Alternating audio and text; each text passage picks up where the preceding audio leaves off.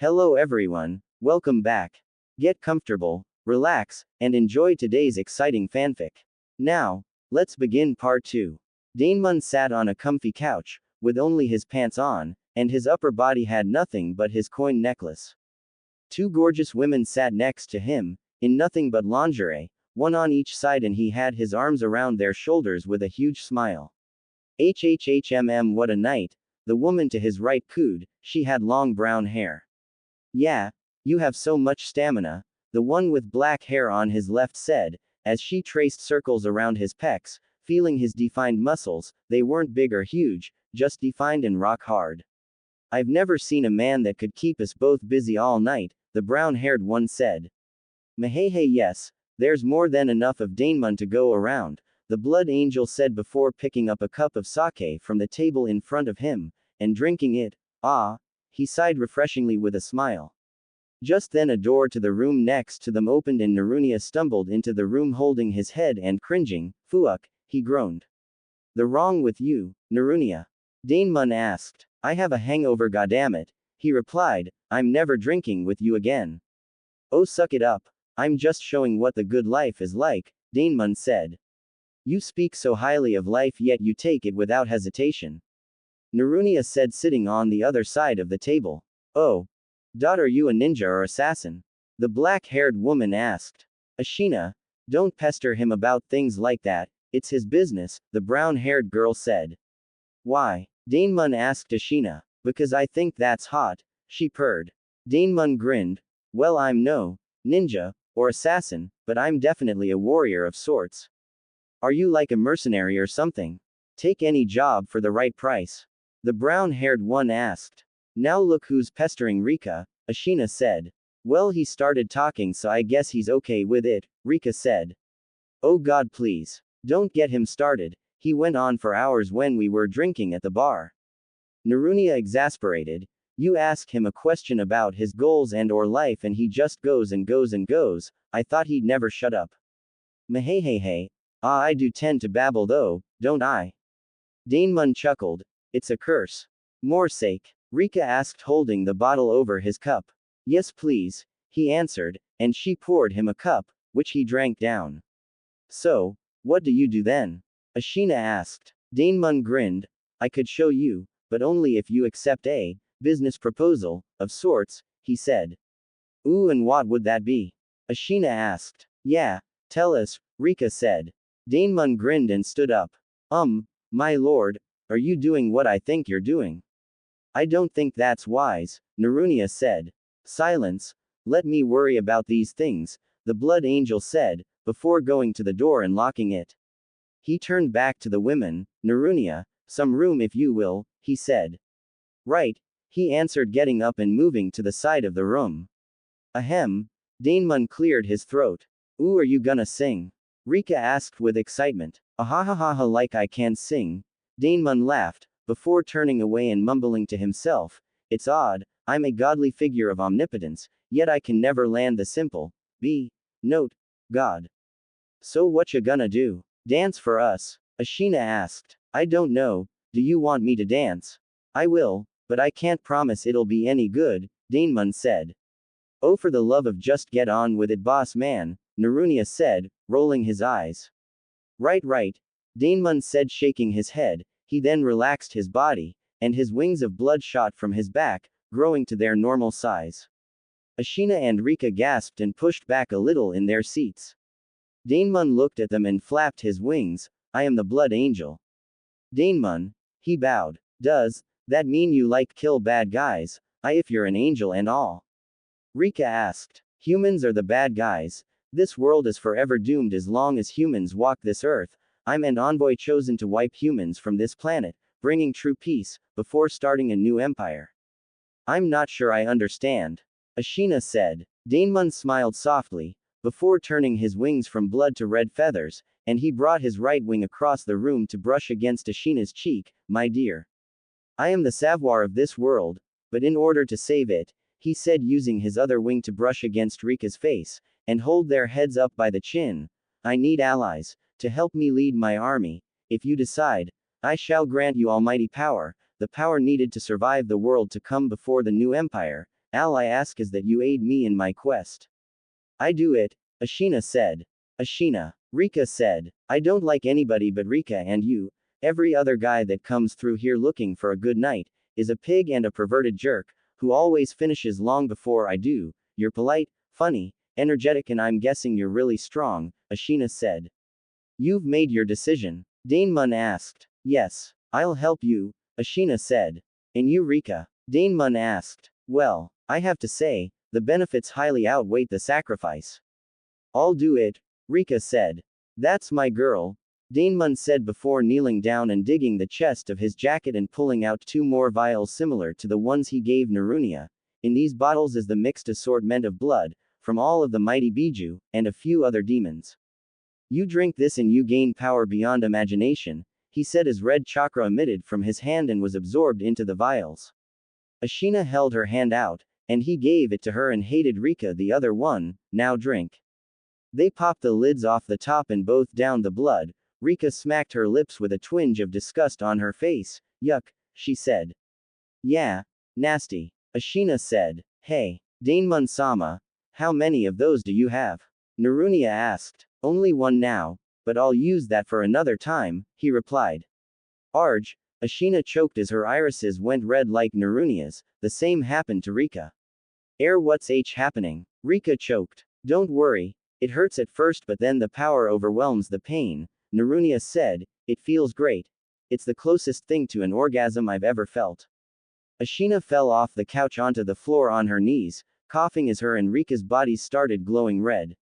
Ashina dug her nails into the carpet floor, and then lifted her right hand to look at it. She was seeing double, but she could make out her nails were growing sharper.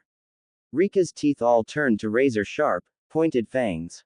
Naruto put his chopsticks down on the plate he just finished eating from. Ah, wow Hinata, that was great, he sighed with content. Thanks, Hinata said with a blush and a smile. Yeah, you're really good cook, Tenten said finishing her plate. You need to teach me how to cook like this, Sakura said. I'm glad you all like it, Hinata smiled. Like it? I love it, Naruto said. Me too, Tamari grinned, it really was good. So Naruto, what's on your agenda for today? Sakura asked. Well, I was gonna help Ino with the new garden, and then I was gonna do something with you, Naruto said. Sakura and Ino smiled happily. Well, let's get to it, Naruto-kun, Ino said standing up from the table, the earlier the better. Okay, Naruto said standing up. He grabbed everyone's plate and carried them into the kitchen. I'll wash those, Sakura said. Alright. Well, let's go, Naruto said to Ino, and he grabbed their shoes and headed out back, while Ino got the seeds in her room, and ran back downstairs and outside. So have you planted any yet? Naruto asked. No, I was waiting for you, Ino said as she slipped on her gloves and gave Naruto a pair, which he put on. Ino picked up a hand shovel she had put there earlier from her mother's shop, along with a watering pail, and she dug a hole while Naruto filled the watering pail with a hand pump well. Ino dropped the seeds in and covered the holes throughout the patch of dirt. Alright, we need the water now, Ino said. Just a second, Naruto said, picking up the pail and turning around. As he did so, the Shintengen activated and he saw Miryu. Oh hey Ba-sama, Naruto said. Ino's eye twitched. Did you just call me Granny? She growled. Huh, no, not you, Ino-chan. Naruto shook his head violently. There's no one else here, Ino said. It's the spirit of the lady who lived here before us, Naruto said. Her presence must have activated the Shintengen. Oh, right, I forgot about that, Ino said. Sorry. Haha, tell her I said hi, Miryu said. She says hi, Naruto said. Ino giggled. Hello, she waved. So how's life going? Miryu asked. Pretty good, Naruto said. Wish you could say the same. So true, she said. Death isn't so bad though, if they had a peaceful death at least. What do you do anyways? Naruto asked. I can go anywhere I want. That's nice. I don't need to eat or sleep anymore, though I miss a good meal every now and then. Well, sorry to cut the conversation short, but I'm kind of busy, Naruto said. That's quite alright, Miryu said. Thanks, Naruto said before deactivating his Shintengen and walking over to Ino and watering the whole patch of dirt thoroughly. Back with Daemon, Ashina and Rika were on the floor panting. What's this feeling? Rika asked. That's power. Narunia answered. I have to say your demon forms aren't as drastic as a change in physical appearance as mine. Yeah, our bodies changed for a few minutes there, and then we turned back to normal, Ashina said. I've never felt this good before. Me neither, Rika said. From now on, Ashina, you will be named Tsuruyomi, and Rika, you will be Kumoyomi, the demon harpy sisters, in which I got the majority of the DNA in those two vials from. Which is why I got the idea to do this, 2 of you, and 2 of them, Daemon explained. Now, we'll just need to get you 2 more befitting clothes, Narunia said. Clothes in general would be helpful and god damn it. I have to ask this my lord. Why whores? Why me? A merchant of all things? Narunia asked. Well, because pre-existing warriors would probably be more willing to go against me than accept my offer, Daemon said. Now for your first lesson in gaining power, you're all capable of doing this because my chakra was infused with the blood you 3 drank, Daemon said. A knock came at the door. Ashina. Rika. Did the customer who was with you last night leave? A man called through the door. You could tell by his tone he was in.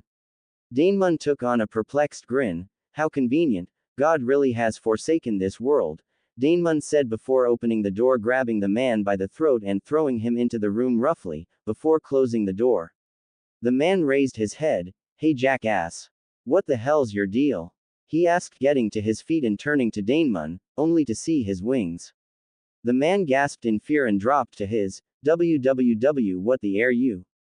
Your worst nightmare, Daemon said before turning to Narunia. Hold him down. Right, Narunia answered, and he walked over to him and grabbed his neck before pushing him to the ground, holding him tightly as he gasped for air. Now ladies, absorb his blood, the blood angel said. What? How? Kumoyomi asked. Do we drink it? Because trust me, I hate this guy, I want to make him suffer, Tsuruyomi said.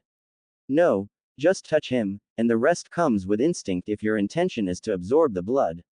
Like this? Narunia asked. And through his hand he pulled the mon's blood slowly out of his neck through the skin. Whoa. It's not much, but I can feel the power growing in me, he said. Leave some for the ladies, you pig, Daemon said. Fine, Narunia said, and H stopped absorbing. Get over here, you two, he said.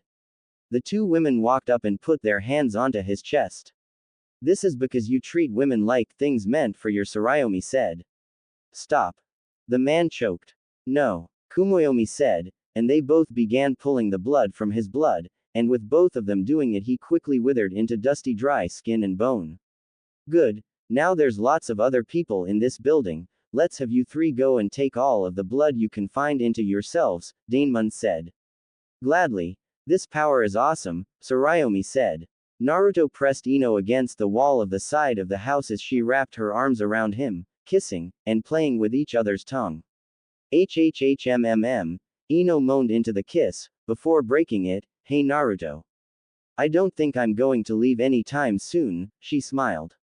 You decided then? Naruto asked. Yep. Pretty much, I'm staying whether you want me to or not, Ino cooed before kissing him. I want you to, he said. Good, Ino said. As noon reared its head over the sky, Tsunade was in her office reading the book again, and this time she found something interesting. Multiple pages in the middle were written like a diary. The creepy thing is, it was the Blood Angel's journal, the original Blood Angel's journal. Tsunade read many pages, and she'd never seen such expressed rage and undying hatred for a family member as the Blood Angel expressed to his elder brother. Shizune walked in through the door. Tsunade-sama, we have an interesting problem, she said. What? Tsunade's head shot up like a bullet. The feathers, they're all gone. Every single one of them. Everybody is confused. They just vanished 2 nights ago. No one's seen them since, Shizune said. Tsunade's jaw dropped. What do you mean they vanished? Did they sprout legs and walk away? She asked, angrily. No one knows. I'm sorry, Shizune said. Damn it. I knew those things were no good, Tsunade said, biting her thumb as she stared at the book. Naruto and Sakura were walking hand in hand through the Konoha Park. Thanks for spending some time with me today, Naruto-kun, Sakura said. Any time. I felt you were a bit neglected, Naruto said. It's okay, Sakura said, we're here now, she kissed him. I'll always be here, Naruto said. You'll have to spend time with Tenten too, Sakura said.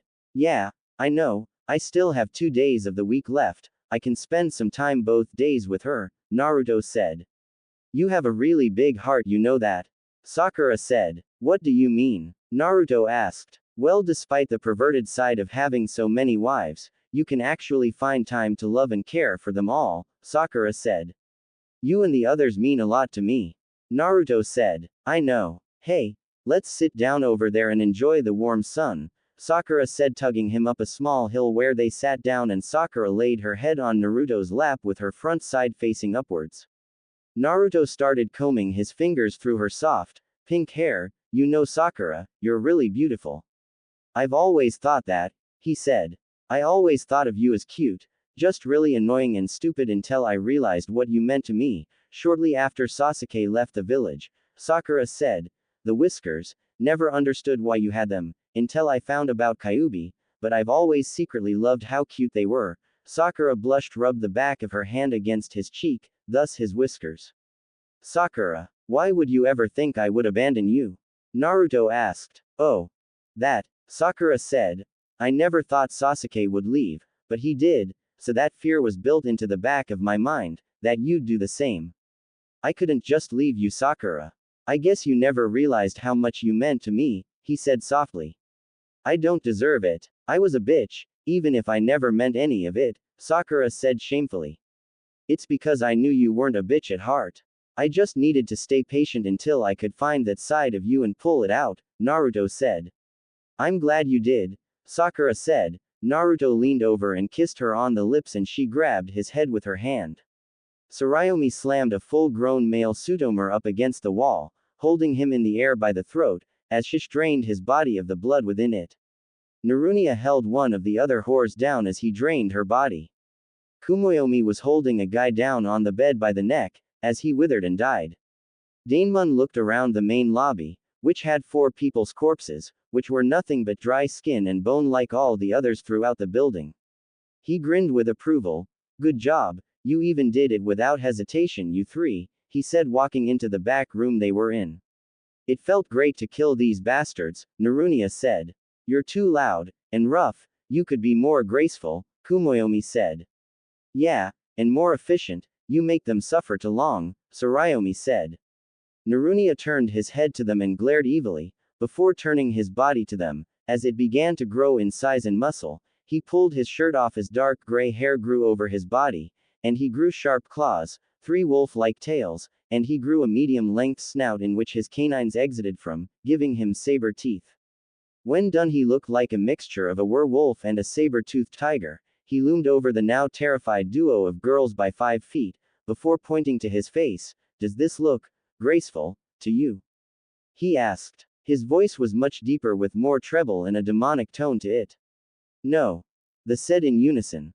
Didn't think so, Narunia said before changing back into his human form and putting his shirt back on. Well, my followers, let us take our leave, we have an empire to build, maheheheheha, Daemon laughed evilly. Naruto opened his eyes. It was dusk already, and he was laying on the hill with Sakura sleeping soundly next to him, resting her head on his chest. He shook her. Sakura-chan, wake up, he said. She opened her eyes and looked at him. Yeah? She asked. It's getting late, we've been out for a long time. We should head back, Naruto said. Okay.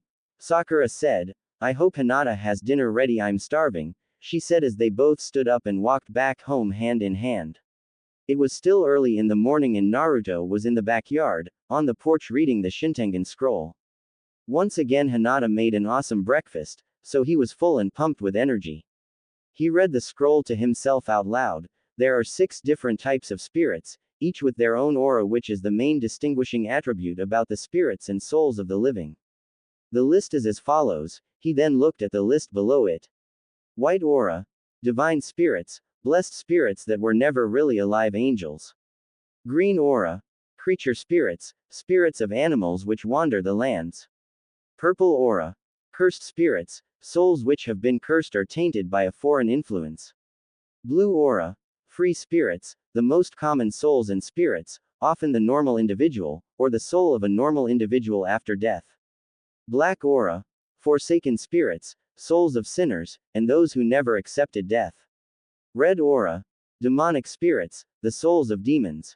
Naruto heard the back door slide open and he turned to see Hinata walk out onto the porch, and she walked up next to him holding a cup. Hey, here, in case you get thirsty, Hinata said, handing it to him. Ah, thanks, Naruto said before grabbing it and drinking a swig. Nice cold water. So whatcha find out about your Kekkei Genkai? She asked, sitting down next to him. Well, here, read for yourself, Naruto said, handing her the scroll. He pointed to where he was reading at the time and she read it over. When she was done, she looked up at him. So, have you seen any of these other than the blue? Hinata asked. Nope. Just you, the other girls, and Miryu. All of you are blue, Naruto said. Free spirits? Hinata asked. Yep. He nodded. Well, there is mine, which is blue and red, but that's because of Kyuubi's furry, Naruto said. Hey shitface, this fur keeps me warm. Kyuubi barked. Shut up, Kyuubi, Naruto replied almost happily. Naruto didn't want to mention the feather. Well, I'm gonna get to practicing. Thanks again for the water, Hinata, Naruto said, holding her chin up and kissing her. You're welcome, Hinata smiled. Good luck with your training, she said, standing up and walking back inside. Naruto stood up and walked onto the grass, readying himself. Hinata closed the door and walked towards the kitchen. HHHHMMM, she heard. Hinata looked around and then heard a voice, then another. She could make out what they were saying, but she could tell who it was. It was Ino and Sakura. She walked to the source of the noise and found herself outside the hot spring bath room, and the door was open a crack, and she peeked in to see Ino sitting on the ledge of the water with her legs hanging it, but Sakura had her head between Ino's legs, licking her as Ino moaned and combed her fingers through her hair. Hinata's eyes widened. Were they having? What kind of dumb question is that, Hinata? Of course they're having, unless Sakura spilt some food between Ino's legs and is licking it up. Hinata tightened her legs as she felt heat build. She couldn't believe she was getting horny from this. She never considered doing things with another girl. Sakura, Ino moaned, tilting her head back, before pulling Sakura up onto the ledge and getting between her legs in the water, and she started sucking on the pink-haired girls as she rubbed their pussies together. Ino anew, Sakura panted with pleasure. Hinata found her hand trailing up and groping her through her shirt. Ino, when are we gonna get Naruto in on this? Sakura almost whined, but she was still gasping with pleasure. By the end of the week, I promise, Ino said. Hinata got her interest perked and she stopped rubbing her and stepped away from the door. Sei didn't know what, but some sort of competitive drive kicked in right then and there. I was the first one to love him. I should get to make love to him first, she thought as she planned ahead and walked out back to where Naruto was again. She steeled her will and took a deep breath. Please God, don't let her faint now, and Naruto-kun. She called. Naruto looked at her. Yeah. Something wrong? He asked. And no, nothing like that, but see, could you come here please? She asked. Okay, Naruto said, deactivating his Shintengen, and walked over to her and she led him inside.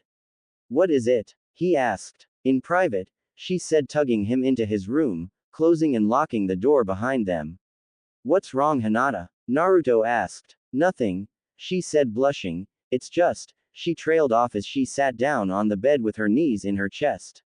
Naruto sat next to her. What? He asked. Hinata tightened her face as she took a deep breath and quickly wrapped her arms around his shoulders and placing a deep and passion-filled kiss to his lips, sliding her tongue into his mouth. Naruto took on a short look of shock from the sudden action, but it was welcome, and he quickly returned the kiss, holding the back of her head. Elsewhere, Daemon and his new followers had made a barren wasteland of the village they were in. Tsuruyomi held two civilians up against a wall as she drained their blood from their dying bodies. So glad this town's getting it. I hate this place, she said as she finished draining the two and dropped them, dead on the ground. Well, we're not just trying to make ends meet to survive so we don't have to anyone anymore, other than Daemon of course, Kumoyomi said to her friend. Yeah, that I look forward to, Tsuruyomi said, not to mention with you. you're the only reason I could stand screwing those perverts, because they finished too fast. I always had you after, she said. Of course, baby, Kumoyomi said before they kissed. Yes, that is giving me a hard on, but save it for when we're done, ladies, Daemon said from out of nowhere. He was to their right in the middle of the street. They giggled. Okay, they said. Wow, lesbian demon women, that's as hot as it gets for me, Daemon said to himself. But aren't they sisters? Narunia asked as he was now standing behind Daemon. Ah, Daemon yelped, turning around and blasted a red lightning bolt behind him, which Narunia ducked under with a terrified look. Damn, Narunia said, shakily. Oh, sorry, don't sneak up on me like that when I'm thinking to myself, or you'll die, trust me, 4 people died unintentionally because of that. Daemon said, but no, they're not sisters, only the tiny bit of blood in them is the Harpy sisters' blood. Quote, Narunia shook his head, rising up. It was then that Daemon noticed he was holding an unconscious man in his hand, by the head. Why does his body still have fluids? Daemon asked, perplexed, as he scratched the back of his head. I figured you'd want some too. You haven't drained anybody here, Narunia answered, holding the guy in front of himself. I can hold this weight so easily too, he chuckled. Oh, well, I was going to leave it all for you 3, but I'm never one to turn down a generous offer, Daemon said, grabbing the man by the throat and draining his body dry in seconds before dropping him. Rejuvenating, he said. Brown noser. Tsuruyomi chuckled. Narunia growled like a canine at her. Enough, Daemon said calmly. Well, that's it for this town, there's no more people left alive, Narunia said. Yeah, I don't sense the presence of blood, and if I can't, you all can't, Daemon said. Well, after that energy feast, we can be moving on. Where to, baby? Tsuruyomi asked, wrapping her arms around his left one. Yeah, are we gonna go to another village and drain more people to get stronger? Kumoyomi asked, grabbing his other arm. No. We can't constantly be draining the blood, or we'll become dependent on it. Daemon said, if you continuously drain the blood of people, animals, etc., you begin to get weaker if you don't drain constantly, a true hustle. So it's like a drug? Kumoyomi asked. It sure feels like a drug, Tsuruyomi said. In a way, yes, it's like a drug, but as of now, we just eat normal food and drink normal water, and other beverages. We can't survive on blood, we're not vampires, it just grants us that person's level of power, Daemon said, though a cup of a holy monk's blood goes down divinely, he said, almost rich-like. Naruto and Hinata were still locked in a passionate storm, as Hinata sucked on his lower lip, and he sucked on her upper one. Hinata broke the kiss for some air before going right back into it. She had her arms tightly around his neck, pulling him as close as possible, and as she laid on her back, pulled him on top of her, as she slid an arm between the two and unzipped his jacket and pushed it off his shoulders. Naruto broke the kiss, Hinata, he said, pulling his arms from the sleeves of the jacket. What's wrong? Don't you want to make love to me? Hinata asked. Of course, it's just, I was making sure you were intending the same thing I thought you were, Naruto said, before kissing her. Naruto got close to her ear. I never thought you'd be the one to initiate this though, he chuckled. Neither did I, Hinata said before rubbing his sides and back, feeling his muscles trough his black t-shirt. She then kissed and sucked on his neck. Naruto did the same to Hinata's neck, and he grabbed her through her shirt and began kneading it gently. The one time having the author of the most popular adults manga paid off. Those books can teach a virgin a lot of things. Naruto-kun, Hinata moaned. She wrapped her legs around his waist and began grinding her hips. She could feel her manhood getting harder by the second. This just made her hornier. Naruto pulled off his shirt and then hers, before removing her bra. Hinata was blushing a new kind of blush now. Naruto smiled and rubbed both of her good-sized. I have to admit these are really nice, he said before licking her left. Ah, do you think so? She asked. Yeah. You're a really beautiful girl, he said. I love you, Naruto, she said. I love you too, he said before sucking on her, switching between the two, as he kneaded her soft mounds of flesh, which were more than a handful. This girl had a rack by now. Naruto, it feels really good. I'm getting really hot, Hinata moaned. The bigger the more sensitive, I guess, Naruto chuckled before he pulled her legs from around his waist and unzipped her pants, pulling them and her panties off before pushing her knees up, and he licked the inside of her thighs, slowly moving closer to her. Naruto, Hinata said wantingly. I understand, he said, before licking her up and down with the tip of his tongue. Hinata arched her back and gasped, ah. Naruto licked circles around her, as her grew wetter and wetter. He saw her, letting pre-cum leak out, which he licked up and parted her with his fingers before licking up and down its entire length. Yes, Moto Naruto-kun. She was pumping and rolling her hips, and pleasure rushed up and down her body, tingling her spine, and her gut fluttered with excitement. Naruto rubbed her with his finger as he dug his tongue as deep as possible. Hinata's throbbed in bliss, reacting to every one of his motions. The Hyuga girl gripped the bed covers tightly in her hands, throwing her head back. Naruto, she moaned into the pillow, her finally rippling with an orgasm, as cum poured out and Naruto licked it up as it did. He didn't think a girl's cum would taste this good. That was my first time doing that. I hope it was good, he said.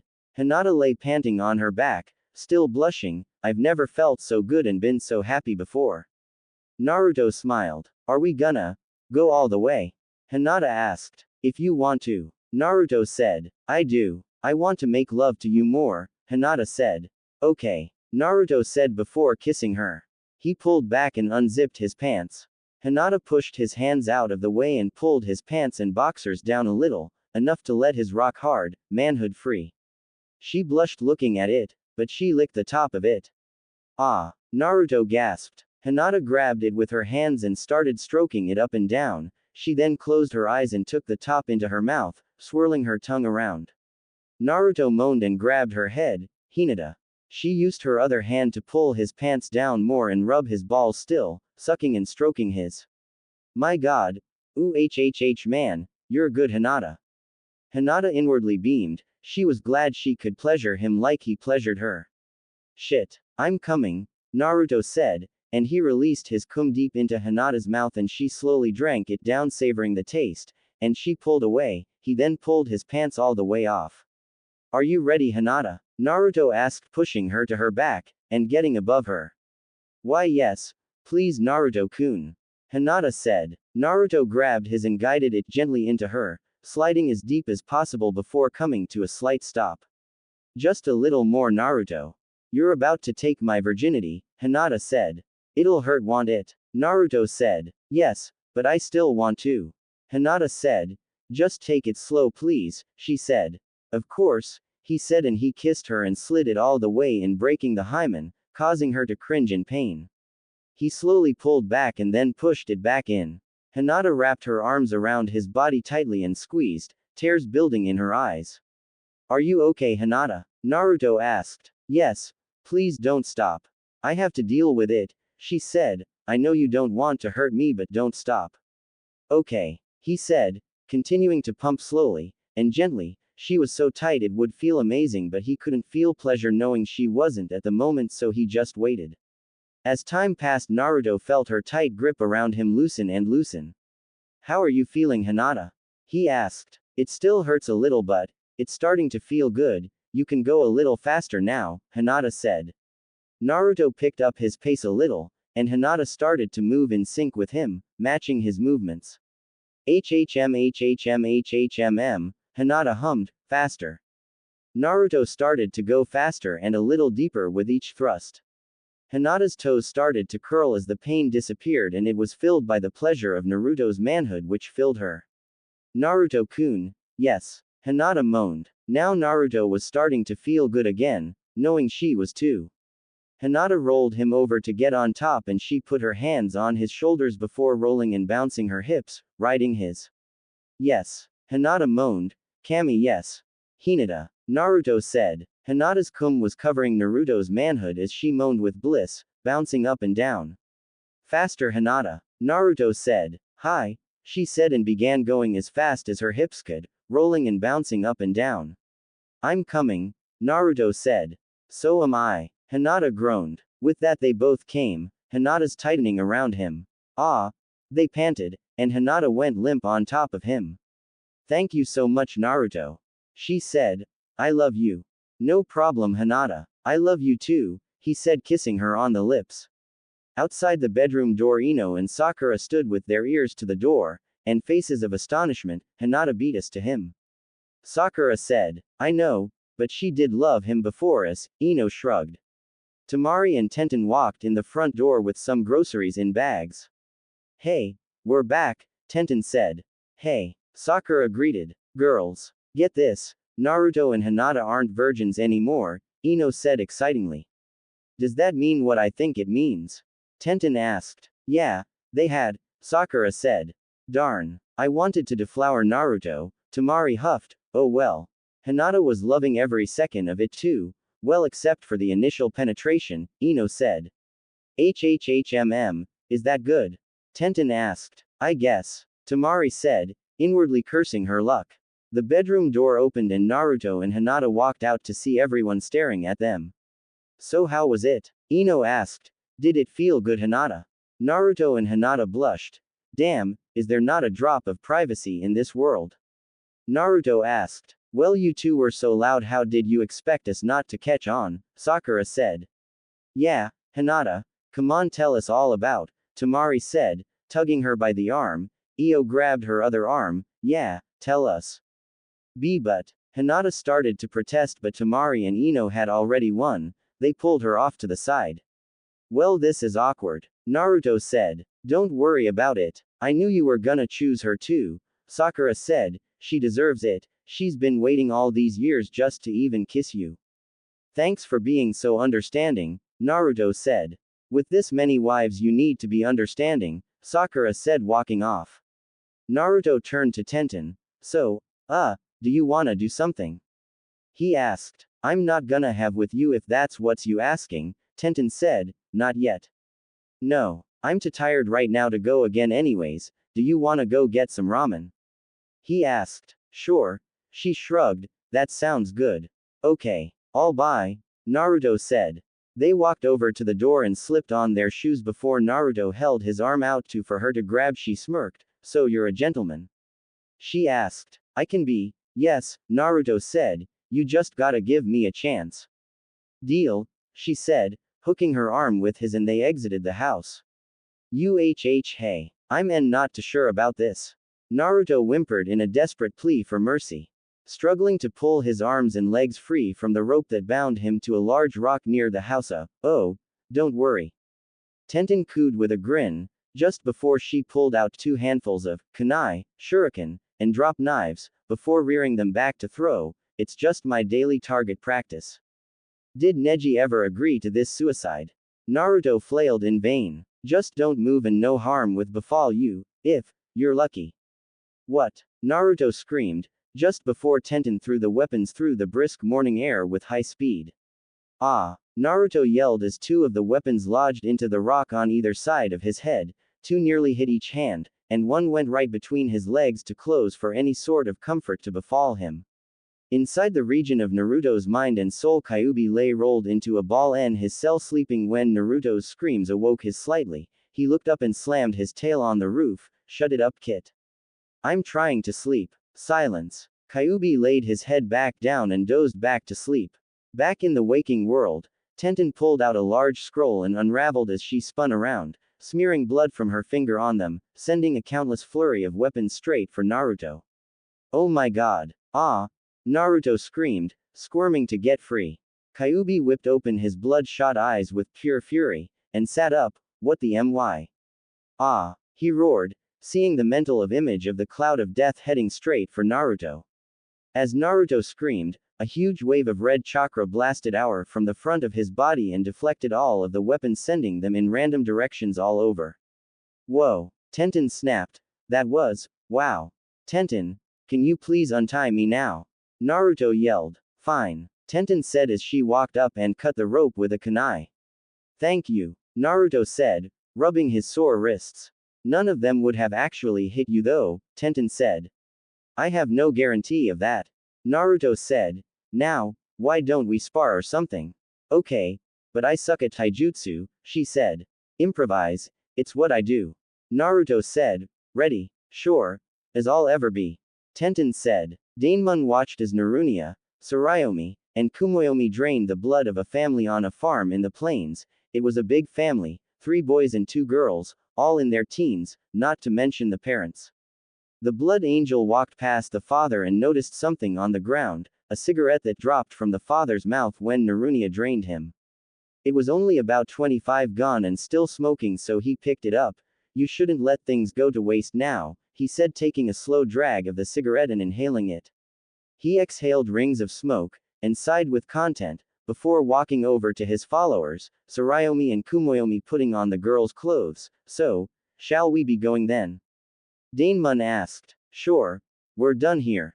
Narunia said. Where to now, baby? Tsuruyomi asked. We'll search around the continent, gather information, and enjoy ourselves in the pros. Daemon stopped and his face went blank. Babe, Kumoyomi asked. You okay? Can't you sense that? Such great blood, he said. We aren't as acute with it as you, so we have no idea who or what you're talking about, Kumoyomi said. 3 strong people are close. Shift to your demon forms and follow me as fast as you can, Daemon said, forming his blood wings and launching high into the sky, heading east from them. Well, you heard the man, Narunia said, pulling his shirt off, and his body began to change and morph until he was in his werewolf, saber-toothed tiger form. Tsuruyomi and Kumoyomi looked at each other and nodded before they began to change. Their teeth all became fangs, their arms grew slightly long, and the skin on the arms became an organic armor almost. Their fingers grew sharp claws, their feet grew talons through the sandals, and red feathered wings grew from their backs, as small spikes grew from their knees, elbows, and their shoulders became medium-sized spikes of their own. They each grew horns on their heads. Kumoyomi's pointed down, and Tsuruyomi pointed up, both similar to small bull horns. Narunia dropped to all fours and howled before dashing past them at high speeds, tearing up dirt as he went. The female duo flapped their wings and flew through the air above Narunia. Damn, he's too fast, Narunia barked angrily. We're gonna be far behind him at this rate. He won't actually need our help anyways, Tsuruyomi said. So true, Kumoyomi said. Mahehehahaha. Elsewhere, Neji, Lee and Guy were heading through the edge of the river country from the rain country, heading back to Konoha after a mission to aid some rain ninja. They dashed through the trees at high speed, Neji lagging behind the hyper-competitive twits known as Guy Sensei and Rock Lee. Neji hated the way these two always had to be moving around. They could never slow down for a break or rest. All they care about it go go go. It got annoying, really it did. Tenten was the only reason he could stand being on this team. At least she was sane and straight. But nope, Tenten's been on vacation and is back at Konoha by now. But before Neji could inwardly complain about how his life sucked anymore, he sensed a vicious killer intent coming in fat from behind them. Lee, Guy, do you feel that? Neji said. Yeah. Someone strong is following us, Guy said. Stay sharp. Neji turned around and hoped backwards through the branches, activating his Byakugan, and seeing in the distance a human figure which through his vision had wings of chakra, or chakra surround something. The chakra was red and similar to the kind he saw in Naruto. Someone's flying towards fast. Neji said. Take cover, Guy instructed, and hopped out of the trees to the ground and ducked behind trees or bushes. They waited as Neji watched through all the objects around him, the figure come to dead stop from impossible speeds, and descend to the ground beneath the canopy of trees.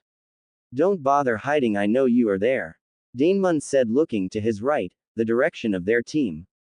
Damn, Neji cursed. Guy Sensei, what should we do? Lee asked enthusiastically. Well, I guess we see what he wants, Guy said, standing from behind the bush. Lee did the same, and Neji stepped from behind the tree. Daemon's face went from serious to that of, what the? Okay, I thought I sensed someone strong, but all I found is a traveling sideshow of 2 clowns and a freak with bulging, blood vein pumped eyes, he said. Team Guy nearly hit the floor from the comment. We are not a sideshow, Lee said. We are shinobi. Like I give a you call yourselves, Daemon exasperated, taking a drag of his cigarette which he held in his lips. You wear green tights with bushy eyebrows and bowl haircuts. You look like clowns to me. Guy Sensei, can I show him what a shinobi is? Lee asked. I don't know, is it a fight you're looking for, sir? Guy asked. Yes, but I feel if I attack freaks I'll feel guilty about it later, Daemon said, pointing behind himself with a shrug. You'd do wise not to underestimate us. Neji said. You'd do wise not to underestimate me, my boy. Daemon said. I have powers you'd only dream of obtaining. Then why don't you prove it? Neji asked, entering his stance. So the sideshow freak wants to fight. Daemon said. So do those eyes just look weird or do they do something? You'll find out. Neji said, dashing in at Daemon. Naruto and Tenten were throwing blow for blow. Naruto had the upper hand, pushing her back towards a tree and her back at it, and he threw a swift punch to her gut and she kicked at him and he jumped back. Tenten dashed at Naruto, who ran at her, but the kunoichi had other things in mind. She pulled out two kunai connect with a thin metal wire at their loops and threw them at the ground in Naruto's direct path, causing his foot to trip on the wire and he hit the ground and slid. In doing so knocked Tenten off her feet and she collapsed on top of him. Sakura walked out of the house and looked at two in their tangled mess, which in her angle looked like they were doing a 69. Sakura blushed. Goddammit, she barked. Naruto lifted his dizzy head and looked at Sakura. Tenten did the same. What? They asked in unison. What do you mean? What? Sakura yelled. You two've had something going on before this, haven't you? What the hell are you talking about? Tenten stopped when she looked down and noticed she was laying on top of Naruto, her head practically between his legs. She blushed furiously and hopped to her feet in an instant. We didn't do anything, I swear it. She said frantically. HMPF. Sakura huffed. Sure, I still say you probably won't be staying anyways. Why's that? Tenten snapped. Don't you have a thing or that stuck-up prick Neji? Sakura asked. He's not emotional enough, but I'm still not sure about this decision yet, Tenten said. Don't get angry, Sakura-chan. I still love you and always will. Naruto grinned. Neji's back slammed into a tree and he looked at the Blood Angel, who stared with twisted smile, still with his hands in his pockets. Okay Lee, let's get in this, Guy said, and Lee nodded. The both dashed at Daemon, and Guy threw a punch that almost collided with Daemon's face, but centimeters away, he disappeared in a blur and reappeared away from them, still with his hands in his pockets, and his cigarette in his lips, which he took a drag of. You almost got me there. Pretty fast. The Blood Angel said. Lee appeared to Daemon's left and swipe kicked at him, but he just flapped his wings and floated into the air. I'm seriously questioning whether or not I have the dishonor to kill two retards, he said calmly, scratching the back of his head. What do you want from us? Neji barked. Me. I'm here, for blood, Daemon said. Just then Neji noticed a blur to his left with the Byakugan, and just as he turned to see, Narunia in his demon form was already looming in the air next to him, rearing his claw back before swiping it in Neji's face, launching him through the greenery of the forest, and Narunia went off after him. Neji. Lee called. Lee. Stay focused, Guy said. Why yes sensei, Lee said. Just then two red lightning bolts hit the ground near Lee and Guy and they jumped apart to avoid being hit, and they looked up to see Kumoyomi and Tsuruyomi. What's going on? Guy said before getting ready to jump as the duo of girls, when just then streams of blood wrapped around his wrists, ankles, and torso, before lifting him off the ground and pulling him back. Guy sensei, Lee shouted, turning to see Daemon with his hand extended towards Guy, and streams of blood coming from all 5 fingers. I'll take this one, you two can fight the miniature version. Daemon said, before swinging Guy through 2 trees. Okay, Tsuruyomi said, holding out her hand towards Lee, before blasting a lightning bolt out at him, which he jumped back to avoid. Okay, obviously we need to fight harder, Lee said before crouching down and removing his ankle weights, dropping them with thunderous booms.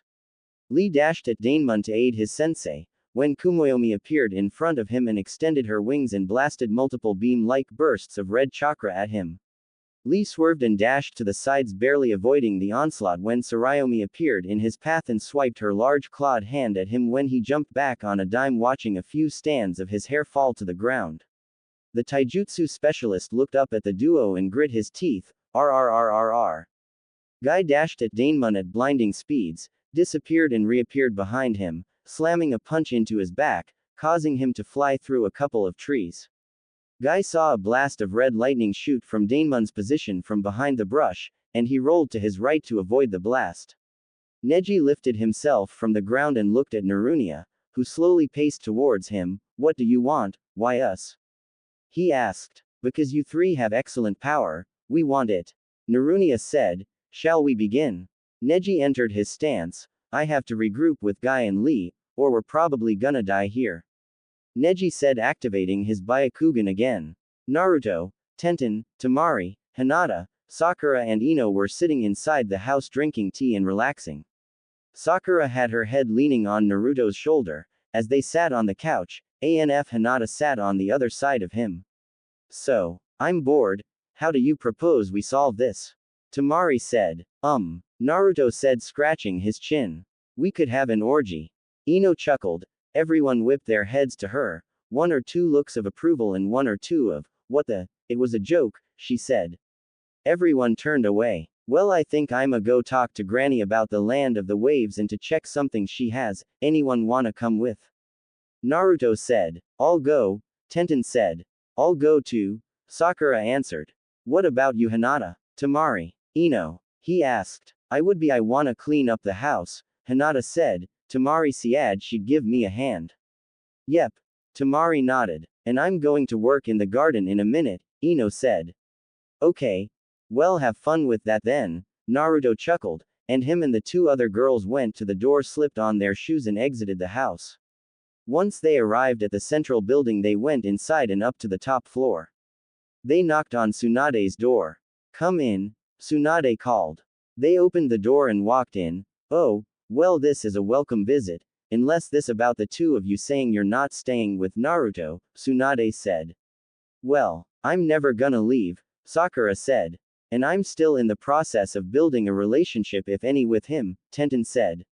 Naruto glared at her. It might work if you stop strapping me to a rock and throwing thousands of deadly weapons at me. I'm sorry, okay, I was just practice, Tenten said. Sakura began to giggle. I'm just teasing you, Naruto said, sticking his tongue out at Tenten. She blushed. So if there's no bad news, what's up? Tsunade asked. Do you think we could leave tonight for the land of waves? Naruto asked. That's fine. Today's the last day of Operation Matchmaking anyways, Tsunade said. Just gather everything you'll need. I've already sent a letter to Tazuna, someone who they've met before, a few days back, and he replied this morning, he'd gladly let you stay with him as long as you need. Oh, can I show them that book? Naruto asked. The book? Yeah. Here, Tsunade said, opening her desk drawer and pulling out the book and handing it to him. Thanks, now get a load of this, ladies, this is some crazy shit, Naruto said, opening it as they looked over his shoulder to see the words. Neji slammed his palm into the forearm of Narunia, who whipped his arm, pushing Neji back. Damn it, he cursed.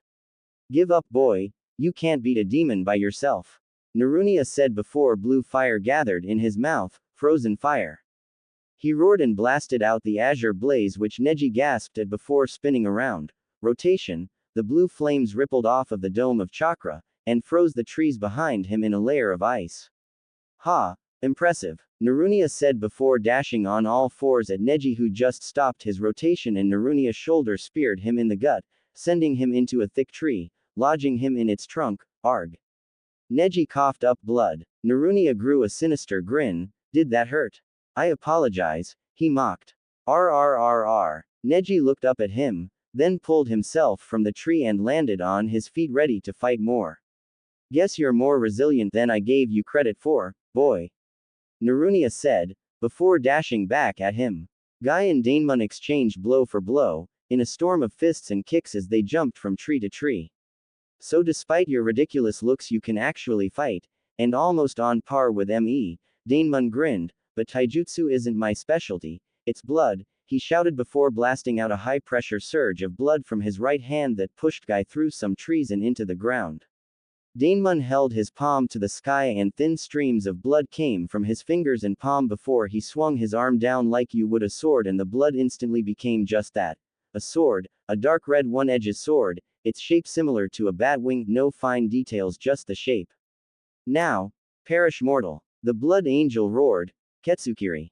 1. He slashed the sword upwards vertically and sent out a red crescent blade of energy that sliced through the air with such force and speed it left a pocket behind it that had now air in it. Guy saw this and dived to the side as the blade collided with the ground and created a small explosion, more like a cloud of dust from its impact. Mahehehehehehehe. Dance sideshow clown, dance. Ketsukiri, Daemon shouted before slashing through the air with the sword over and over, sending countless energy crescents at Guy, who began diving, rolling, jumping, ducking, all of it to get away from the storm of energy blade, which cut through the trees on their way to him. Laughing evilly the entire onslaught, Kumoyomi looked up at Daemon. Mahehe, he looks like he's having fun, she said. I know I am, Tsuruyomi said, blasting red lightning from her hands at Lee, who dashed around to avoid it.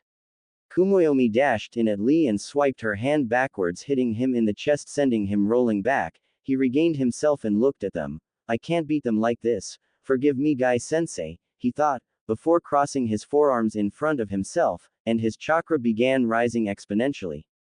Tsuruyomi and Kumoyomi looked at each other and raised their eyebrows, then turned back to him. Kaiman, Lee shouted, and pressure from the chakra rippled out. Impressive, Kumoyomi said. You'll see, impressive, Lee said, and disappeared. With the gates I can defeat you, his voice echoed. The two demon females looked around, when out of nowhere Lee appeared in front of Tsuruyomi and delivered a lightning quick upward kick to her chin, launching her in the air, just before dropping low and spinning around, trip-kicking Kumoyomi, knocking her down. Lee then launched into the air and positioned himself behind Tsuruyomi, Omid Renge. He shouted, and his bandages wrapped tightly around her body, as he arched them over and dived to the ground, spinning at high speeds head first. The speed build-up was so great the air itself began to spin with them, and Lee slammed her head into the ground with a huge crash, and released his bandages to jump away before he hit the ground too. Lee landed and looked at the cloud of smoke, panting, just before Kumoyomi grabbed his head with her demon claw, lifting him off the ground and slamming him face first. Guy was hit in the right shoulder by the edge of one of the blades Daemon was sending at him. It cut about an inch deep. He could feel Lee's presence grow stronger, but because of the terrain, couldn't see him. The forest was too dense in that direction. Ino walked inside from the backyard and pulled off her gloves, tossing them on the shelf next to the door. Tamari and Hinata were just finishing the last two plates in the kitchen and they put them in the cabinets. You girls done? Ino asked. Yeah, now we are, Tamari said. What do you wanna do? Hinata asked, walking into the living room, and sitting on the couch. I don't know, it's kind of dull at the moment. Tamari said, crossing his arms. Ino got an idea and she walked up to Tamari and whispered in her ear, okay. I'm listening, Tamari whispered. New, but I'll do it, Tamari nodded. You guys think of something? Hinata asked, looking over the back of the couch. Yeah, Ino said, and she walked around to the front while Tamari came up and leaned against the back of the couch. Ino got on her knees in front of Hinata. Ino? She asked quizzically. Don't worry, we'll end up doing this eventually anyways. Tamari said, before reaching over the back of the couch and gripping Hinata's, before kneading them and rolling them. Hinata blushed and gasped a moan. What are you doing? She asked. Ino parted Hinata's legs and unzipped her pants, pulling them off of her hips with her panties. Stop. Hinata gasped. She said, stop, but her body didn't resist, like at all. SSHH. You'll enjoy this, we're both gonna work on you, Ino said, and she started rubbing circles around her, coaxing a pleasure-filled moan from the lavender-haired girl. Narunia swiped his claws at Neji, who ducked under and slammed a palm into his chin before rearing his other palm back. Hake Kusho too, he said, and he blasted out an invisible burst of chakra and wind from the thrust of his palm, that sent Narunia into a large tree. The demon didn't wait long to recover, and he was back on Neji in a brutal barrage of beastly attacks, which Neji struggled to avoid, each time barely missing them. Claw marks and slight cuts across his body were evidence of this. His chakra is too strong to stop the flow by hitting his tenketsu, Neji thought. This is ridiculous, he said. You think so? I personally think it's good fight. I'm enjoying this thoroughly, Narunia said before jumping into the air. Demon howl, he yelled, and he blasted red and blue chakra from his mouth that impacted the ground at Neji's feet, but he jumped in time not to be disintegrated. The blast wave sent Neji sliding roughly against the ground, and he flipped to his feet, panting heavily. Narunia disappeared in midair and reappeared to Neji's right before swiping upward with his claw. The claw tore through Neji's body, ripping it to shreds, but those shreds disappeared in clouds of smoke. Hake Hayakunijuahachisho. 3. Neji's voice came out and Narunia turned around to see him. Narunia was within Neji's divination field, and instantly began his assault as he called out, 2, 4, 8, 16, matching each number with that number of strikes in a flurry, 32. 64. 128. With that Neji slammed one final palm into Narunia's chest sending him flying through the dense forest. Neji dropped to one knee and used the Byakugan to look through the forest for his comrades. Lee was fighting off the two female demons and their relentless barrage of lightning and taijutsu. By now he had the third gate activated and was fighting for his life. He used Leaf Whirlwind and knocked them both away, before going to release another gate. Kumoyomi recovered and flew back at him. We won't give the time to change, she said. Tsuruyomi dashed in from the other side blasting lightning at the ground around him knocking him to his back. Kumoyomi hovered above Lee and reared her arms above her head and slammed them down on him. Lee caught the attack and struggled to hold it off. Damn this kid. He's stronger than he should be. Kumoyomi gnarled struggling to smash him. Tsuruyomi flew above them and extended her wings all the way out, and they released dozens of razor-sharp feathers glowing with red lightning. Kumoyomi flapped her wings and strafed to her left as the feathers stuck into the ground around Lee and two stuck in his body, one in his right thigh, and the other in his abdomen. Lee hissed with pain, and he hopped to his feet ignoring the pain and started to run away, but lightning extended from all the feathers to connect with the other feathers, like chains, and he stopped in his tracks paralyzed by the red electricity. Lee, Neji said, getting up, and he was about to dash after him when Narunia appeared next to him and blindsided him with a fist to the face. You haven't finished me yet, Narunia said. RRRRRRR. Neji growled. He looked and saw Guy through the forest avoiding Daemon's attacks with the sword. Pay attention to your fight, boy, Narunia said, dashing in for another attack. Guy crossed his forearms above his head, stopping Daemon's attack at the wrist, but Daemon then slammed his fist into Guy's gut, lifting him off his feet, before quickly spinning around and cleaving across his chest, sending him flipping into a tree. Blood poured from Guy's wound and he looked at Daemon. Bakemuno 4, he said, you're not even trying, are you? Oh, I'm trying. Fairly hard actually. You're not a pushover, I give you that, Daemon said. Who are you and why attack us? Guy asked. I guess I should explain to you why you're going to die and the name of your killer. It is only fair, Daemon said. I am the Blood Angel. Daemon. He bowed. Blood Angel? What? Guy asked in confusion, standing up. The envoy of Oblivion, he said, and your Undertaker. Just then blood pikes pierced through Guy's chest. From his back, he hacked up blood. What? He struggled to turn his head to see that the blood spears shot from his own puddle of blood, from his wound. When you fight me, not even your own blood is safe, Daemon grinned, before walking up to Guy and grabbing his throat. Feel honored, you're the strongest I've yet to absorb. Guy choked and coughed, as Daemon pulled the blood from his body through the neck.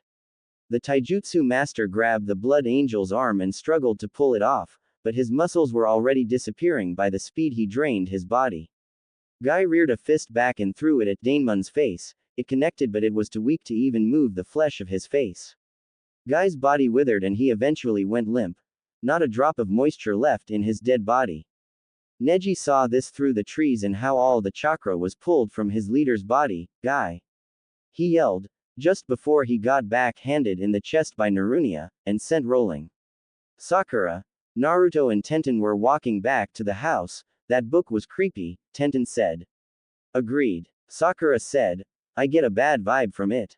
We don't have to worry, it's just a legend, Naruto said, though he wasn't too sure of his own words.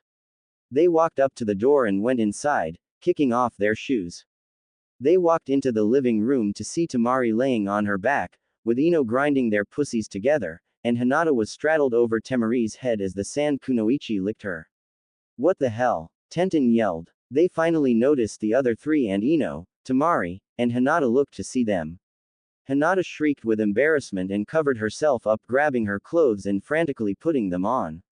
Wow, Ino, you even spread it to them, Sakura said. Haha, yeah. Ino chuckled with a grin. Wow, this just gets odder and odder, Tenten said, looking at Naruto, and she then noticed a bulge in his pants. She blushed furiously and looked away. Then she started getting hot between the legs herself just thinking about him being like that. Okay, horny people, get dressed and get your stuff ready. We're all going to the land of the wave with Naruto for his training, Sakura said. Oh, okay then, Tamari said as she started putting on her clothes along with Ino. Hinata was blushing like she was on fire or something. The boy she loves just saw her having with two other girls. She wasn't even finished. Wait a minute, where did that one come from? Lee continued to fend off the flurry of the two demon females, and just as they came in for another strike, stop. Daemon yelled. They stopped in their tracks and jumped back. Why? They asked angrily. Daemon held up Guy's lifeless withered body by the head. Sensei. Lee shouted. Your sensei is dead. Daemon said. Why yo? Lee roared and he blasted up towards Daemon at sonic speeds that destroyed the ground he jumped from. Just as Lee was about to throw a punch, Tsuruyomi and Kumoyomi grabbed his legs and arms, stopping him dead in his tracks. Hold it. Gaki, 5, Kumoyomi said. You're our fight. Tsuruyomi said. They struggled to keep him held back. He was viciously trying to get free to kill the guy. You'll pay. Lee roared with killing intent. I think not. Daemon said, before backhanding him across the face. Tsuruyomi and Kumoyomi threw him back down to the hard ground like a bullet. Cracks riddled the ground. Neji was thrown against a tree back first with a thud, and Narunia rammed his forearm into his upper chest, pinning him there. You're good, kid, but I think I'll end it here. The demon beast said, rearing his claws back ready to stab him, and Neji moved to the side a little and it jabbed into his left shoulder above the collarbone. Elsewhere, Tenten gasped and Ino and Sakura, who were in the living room with her packing their stuff, looked at her. You okay? Ino asked. I don't know, but feel like something bad is happening. Something really bad, she said, shaking. Narunia held his claws in Neji's shoulder, and he reared his left arm back, balling his hand into a fist, and he threw it at the Hyuga prodigy. Neji crossed his arms and blocked the attack. Narunia grabbed his arm and pulled him away from the tree and spun around before throwing him through the dense brush. Damn it. I overdid it. Now he's gonna be dead and his blood is useless then. Narunia sighed. Just then he heard a loud bang of thunder, and he turned to the direction of Kumoyomi and Tsuruyomi's fight with Lee. Then a red lightning bolt blasted Lee through the trees into the ground near him. The demon females flew in, came down on him, pinning his arms down, and they grabbed his neck and started draining the blood from his body. He kicked and flailed to get free. Neji rose his head from the debris of the bushes and looked with his Kekkei Genkai to see Lee, and he saw all the chakra quickly being pulled from his body. RRGH, damn it, move body, move. He grunted, trying to get to his feet, but it was too late. Lee's body went limp and the chakra was gone from his body. Son of a bitch. Neji slammed his fist into the tree next to him. I have to retreat and inform Konoha, he said before turning and mustering every bit of strength in his battered and beaten body, his wounds still dripping blood, and ran towards the hidden leaf village. Tsuruyomi and Kumoyomi stood up. Well, he's dead. Tough little bastard, Kumoyomi said, as they reverted back to normal. I need to go find my fight. I hope I didn't overkill him, Narunia said before dashing in the direction of his opponent. Neji dashed through the trees and pulled out a bag of green plant-like dust, and he spread it as he went through the trees. He created a shadow clone, something he picked up upon becoming a Chunin, and he let it go straight with some of the plant shreds, while he branched off to the left, heading directly towards Konoha. Both of them spreading the shreds as they went. Narunia landed on a tree branch and sniffed around, then his face took a look of pure shock. The scent is gone. He snapped before sniffing the bran again, his nose pulling in certain shreds. He batted at his nose and snorted out of to relieve the irritant. Ah, god damn it, it's with my nose, he growled, I can't smell anything. As Neji dashed, he took his shirt off and tightly wrapped it around his left shoulder's wound. The scent breaker won't help if they can see my blood, he said to himself, creating another clone, who was set to look like he was bleeding, and he let the fake blood drop as he branched off in a sharp left turn. Neji continued towards the village, struggling to stay conscious. Tsuruyomi and Kumoyomi floated over to Narunia. What's wrong, puppy? Did you lose your target? Tsuruyomi said in a mock baby voice. You shouldn't have knocked him out of your sights, foolish mutt, Kumoyomi said. Wow, even whores can grow arrogant with power, Narunia said, changing back to his human form. Night was falling over Konoha, and Naruto and the girls were standing at the front gate. Tsunade was in front of them. Well, good luck on your training. Get strong, Naruto. Oh, and take care of him, ladies. He is a man. Men can't survive without us, Tsunade chuckled. I can survive plenty well on my own. Naruto said. Just go, Tsunade chuckled. Whatever, Ba-chan. Naruto said. Well, let's go, he said, and all of them turned and exited the gates. Shizune appeared next to Tsunade. Are you sure you should send them without a Chunin? She asked. Yes. The Chunin would get in the way of their bonding. They are all very capable ninja. They'll be fine, Tsunade said, and she turned to head back to the central building. As Naruto and the others went, they got into the dense forest. They walked for about 15 minutes when they all heard a rustling and they stopped in their tracks and readied themselves. You all heard that, right? Naruto asked. Yeah, Hinata said. All the others nodded. Then Neji stumbled through the bushes and hit the ground, in the middle of the path. Oh my god, Neji! Tenten shrieked. Neji-kun, Hinata shrilled, cupping her hands over her mouth, before the two of them ran over to him. What the hell? Naruto said, running up as well. The others followed. Neji, what happened to you? Where's Lee and Guy Sensei? Tenten said, turning him over and holding his upper body in her lap. We were attacked by demons. They outnumbered us by 1, and separated us. Neji panted. Where are Lee and Sensei? Tenten asked. Neji couldn't look her in the eyes and turned away. And no. They can't be. They're alive, they're too good to die, Tenten said, tears starting to build in her eyes. I saw them die with my Byakugan. The blood, the chakra, all of it pulled from their bodies, Neji said. We need to get you to the hospital fast, Neji. Hinata said frantically. Without hesitation, the females and Naruto picked Neji up and quickly carried his dying form to the village. Zaikin. A man in a black trench coat yelled furiously, as he extended his huge angel wings of blood, his short black and red hair flapping around in the chaotic blood-red storm that brewed above in the skies. Stop this, Jin. The black-haired man in a gray long-sleeve shirt, with a black vest over it, yelled over the storm's wind. No, I am not Jin anymore. I am Ketsuro, the Blood Angel, now and forever. And I am tired of living an underappreciated existence. Today you die, big brother. The other shouted as lightning struck the plateau, the Blood Angel creating a sword from blood that came from his hand. I don't want to fight, Jin. Stop this madness while you're still yourself. You came across the blood of demons, and lusting for power you let it consume you, until you became the hateful demon you are today. Zaikin shouted, drawing a large double-edged broadsword from his back. I am not just any demon. I am the demon god. Ketsuro roared, flapping his wings and launching out at Zaikin, who brought his blade up. Damn it. Your soul is lost. Zaikin shouted, clashing blades with his little brother, and lightning was drawn to their metal and hit right where their blades met each other, in a huge flash. Daemon sat up from the ground and put his hand over his face with a look of fear and anger, panting, cursed nightmares, they still don't cease, and they want until I finish my goal, he thought before turning to his right, seeing Kumoyomi sleeping soundly next to him, Tsuruyomi on the other side. It was still night time. What bothers you, my lord? Narunia asked from a tree, which he was in, sitting on a large branch and leaning his back to the trunk. Huh, Daemon said, turning to see Narunia above him, then he looked forward and growled, memories. Naruto, Tenten, Hinata, Temari, and Ino were standing in the lobby of the hospital. Tenten sat in a chair next to a door, which Sakura walked out of, and Hinata looked at the pink-haired Kunoichi. He'll be alright, won't he? She asked frantically. Yeah, he's not in anger of dying anymore. He lost a lot of blood. It's a miracle he made it back as far as he did, and he was lucky we found him, Sakura said. Tenten sighed with relief. So did Hinata.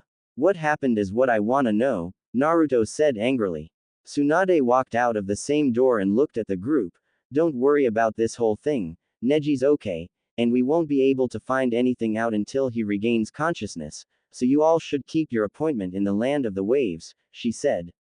But Gran. No buts, Naruto, Tsunade said firmly. You need to learn your bloodline, and bond more with these girls. There's nothing more you can do here, so just go, Tsunade said. We'll get to the bottom of this.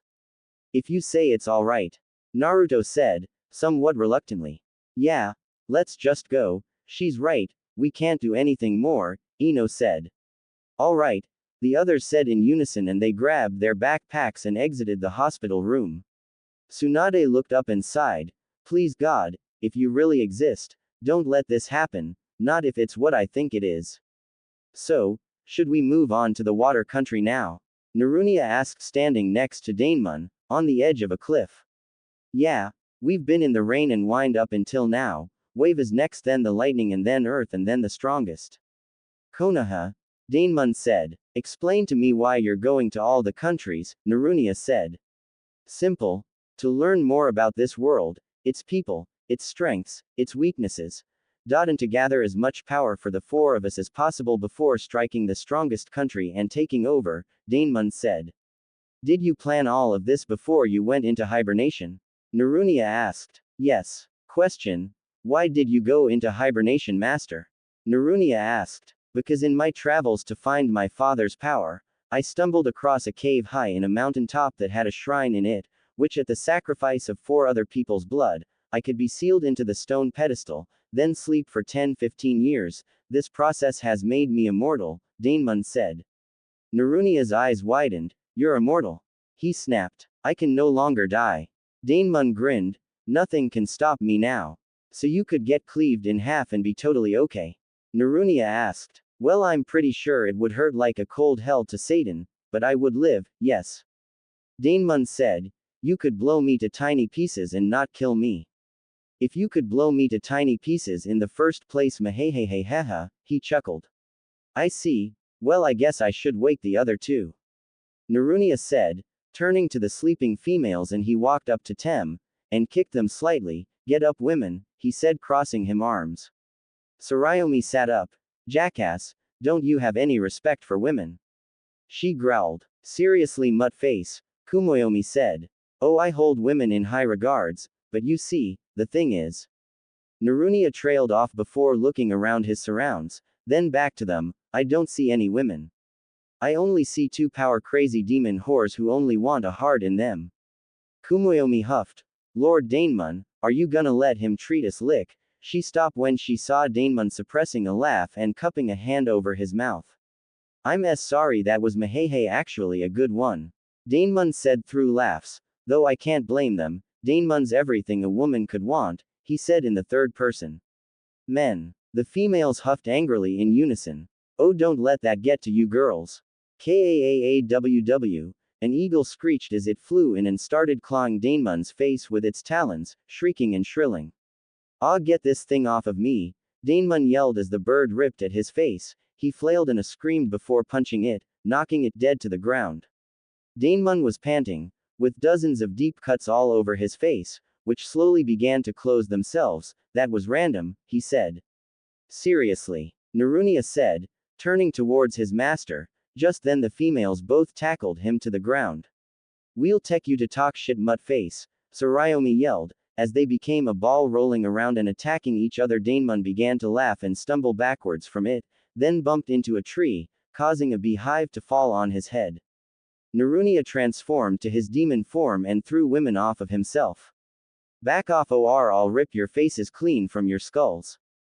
Narunia's voice dripped with death and anger. Daemon wants us to move out, he said, changing back to normal. Really? Where to, baby?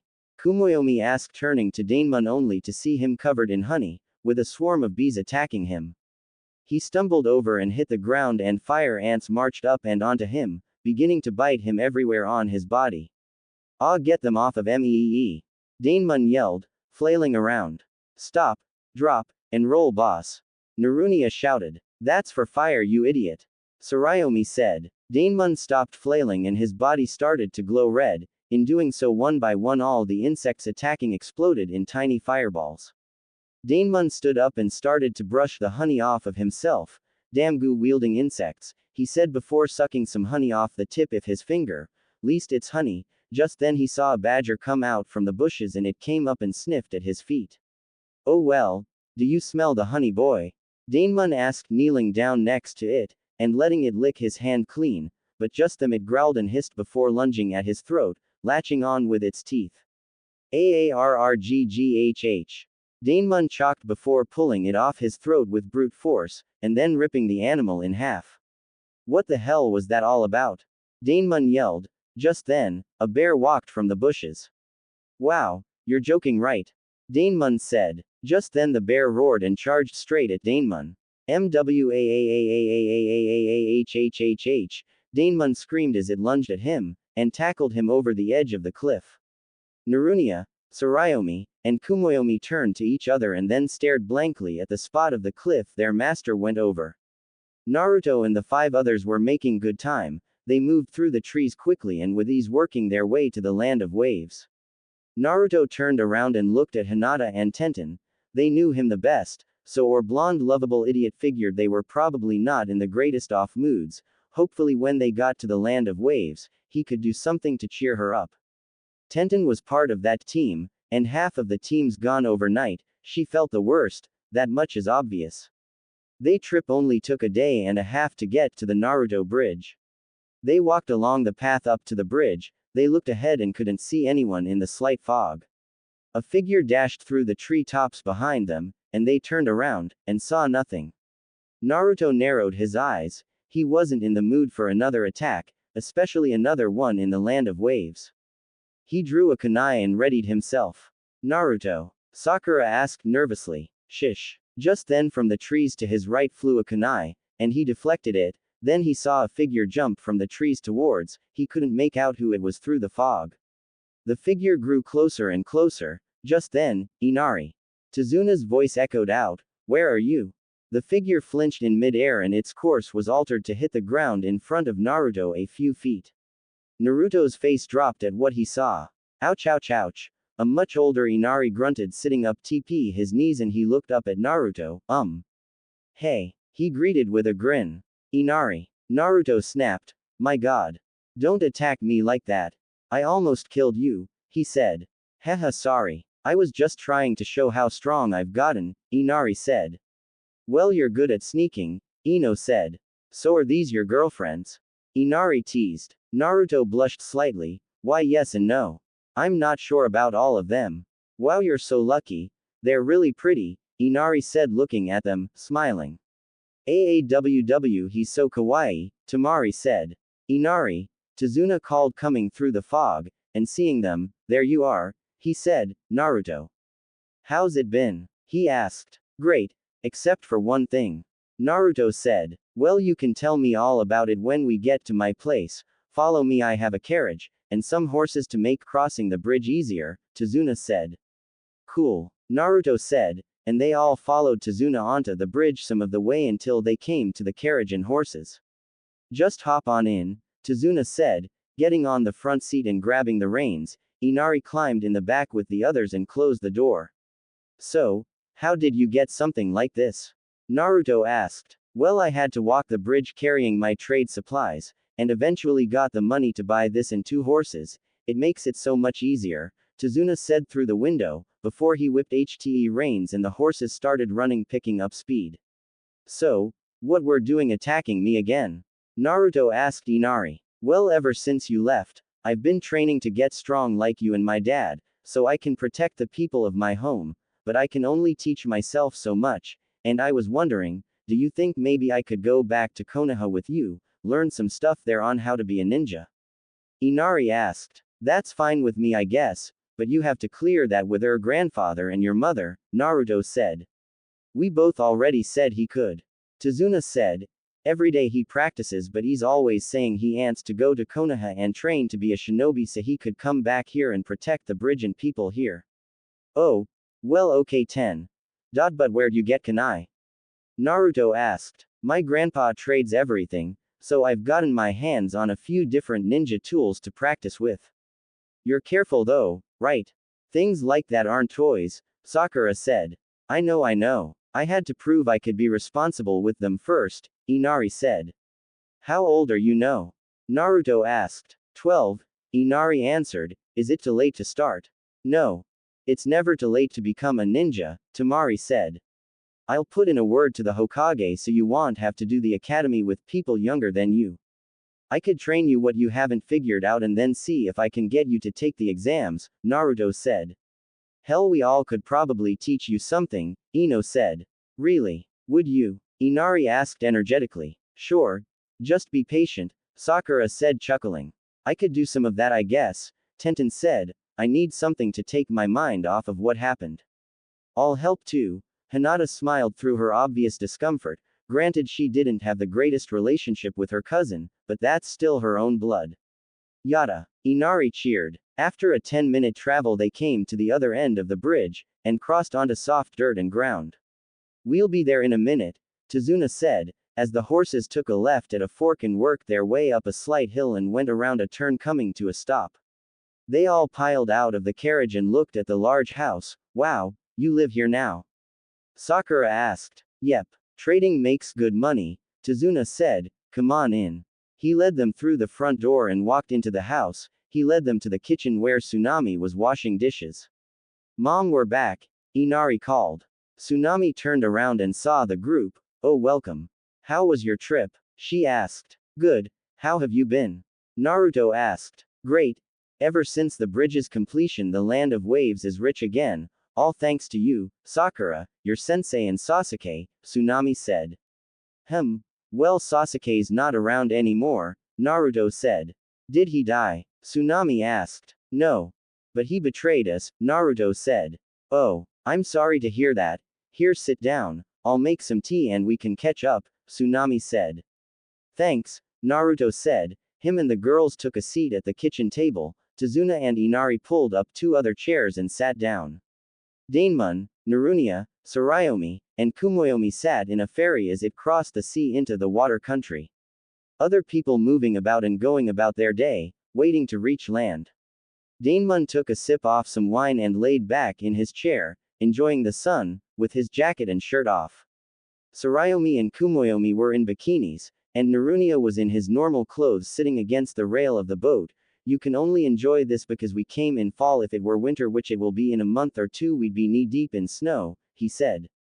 Water country that bad? Daemon said. Still nothing we can't handle. Yeah, so just stop talking so much and have fun, Kumoyomi said. I talk to ask questions. Questioning is the first part of gaining knowledge. In simple terms you could understand, I want to know about this whole deal. I talk to expand that knowledge to others, not to mention I've been in the water country during winter. It sucks, okay. I'm just enjoying the sun while it's out, Daemon said, along with the wine and the glorious view of you two in bikinis, he said, looking at the females of their group. Wow, you've been through a lot, Tsunami said, after a 2-hour summary of everything Naruto's gone through since he left the wave. Yeah, hell in a ham basket, then back again, Naruto said. Well, I guess I'll make some food for us all, Tsunami said. Please, we're starving, Ino said. Oh no, could I help you? I enjoy cooking, Hinata said. Yes, let her, she's a great cook. Tamari said. Haha, okay. Tsunami said. Come on, let's make something good, she said. Okay. Hinata smiled and she stood up. Here, I'll show you your rooms, Tazuna said, putting down his beer and getting up. They followed him to the second floor, and opened a door. I'm going to go out on a limb and presume you want to stay in the same room. He asked. Sure, Sakura said. Fine with me, Naruto replied.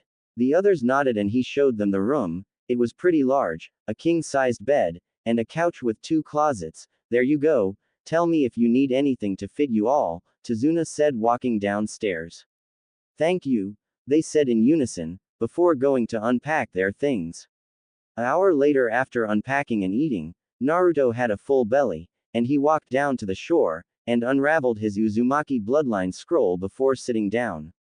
It read, to awaken the powers of the sea, one can't just command it, one must be accepted by the oceans. Not every Uzumaki may do this, only those who are compatible with the oceans and its will. The subject must meditate on the surface of the ocean. Clearing your mind, envision drops of water falling in front of you, imagine one drop stopping midair, before expanding it in size until it consumes you in your entirety, then envision yourself becoming the water around you.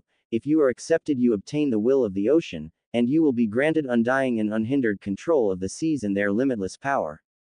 Better give it a shot, Naruto said to himself before standing up, rolling the scroll up and then stepping onto the water from the dock. He walked out a few feet and sat down and crossed his legs, before forming the Torah hand sign, to meditate, eyes closed.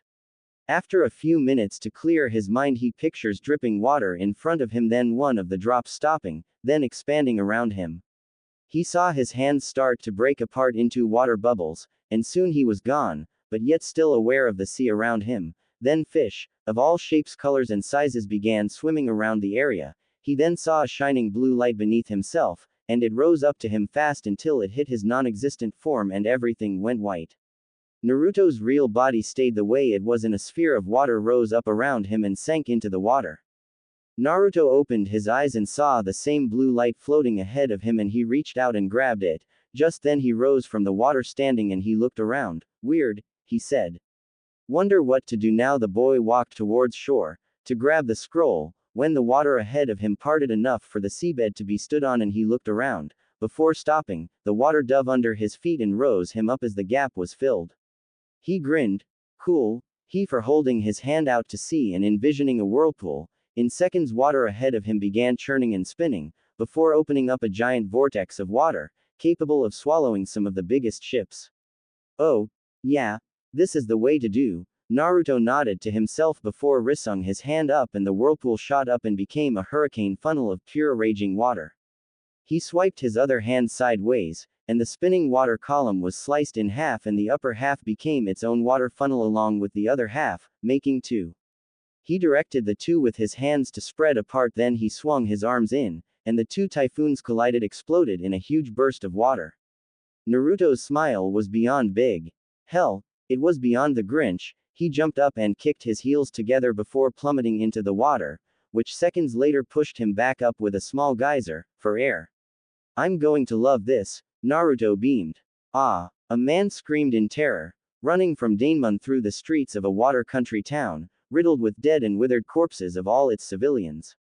Daemon held his hand out in front of himself as he walked calmly after the man, before waving his hand swiftly to the right, and the man's body was severed in half, horizontally. The blood angel walked up to the remains and held his hand over them, and all of the monk's blood was absorbed into his hand. He looked up at the sky. Wonder how Narunia and the others are doing, he said to no one in particular, before pulling out a cigarette from a recently stolen pack and lighting it with a red lightning bolt from his finger. Whoa, whoa, Naruto said as he struggled to keep his balance atop a massive swirling typhoon of water, flapping and rolling his arms to stay where he was, as the spinning water column tore over the surface of the ocean below. Keep balanced, listen to me, you damn legs, he ordered, as the water began to spin him, but he recovered only to spin a little again, and eventually he was pulled into the column and sent flying through the air by its force. As the blonde boy flew through the air, the water column collapsed and faded back into the depths of the ocean. But Naruto was still flying through the air, and he skid across the water, bouncing like a rock until crashing onto land and sliding on his face until he came to a dead stop at Ino's feet. Ooh, ouch! Naruto grunted before raising his head up and seeing feet in front of him, and he trailed his vision up to notice it was Ino.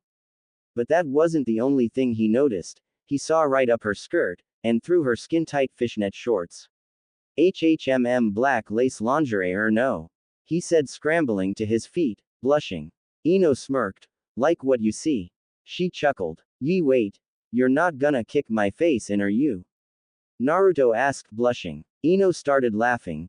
No, she said, calming down. I actually like it when you check me out, she winked. With that, Naruto stood up and clapped his hands together. Well, now that that's solved, time to get back to my training, he said. Ino was staring at him but not in the eyes. Nani? Naruto asked. No response. Nani? Naruto asked. Ino's eyes glistened. Nani? Naruto asked before looking down to see what she was staring at, only to see his own bulge in his pants. He blushed yet kept a calm face. Well, yeah, that's embarrassing, he said. Not unless you don't intend to keep in your pants, Ino said seductively, walking up to him and kissing him before stroking his manhood through his pants.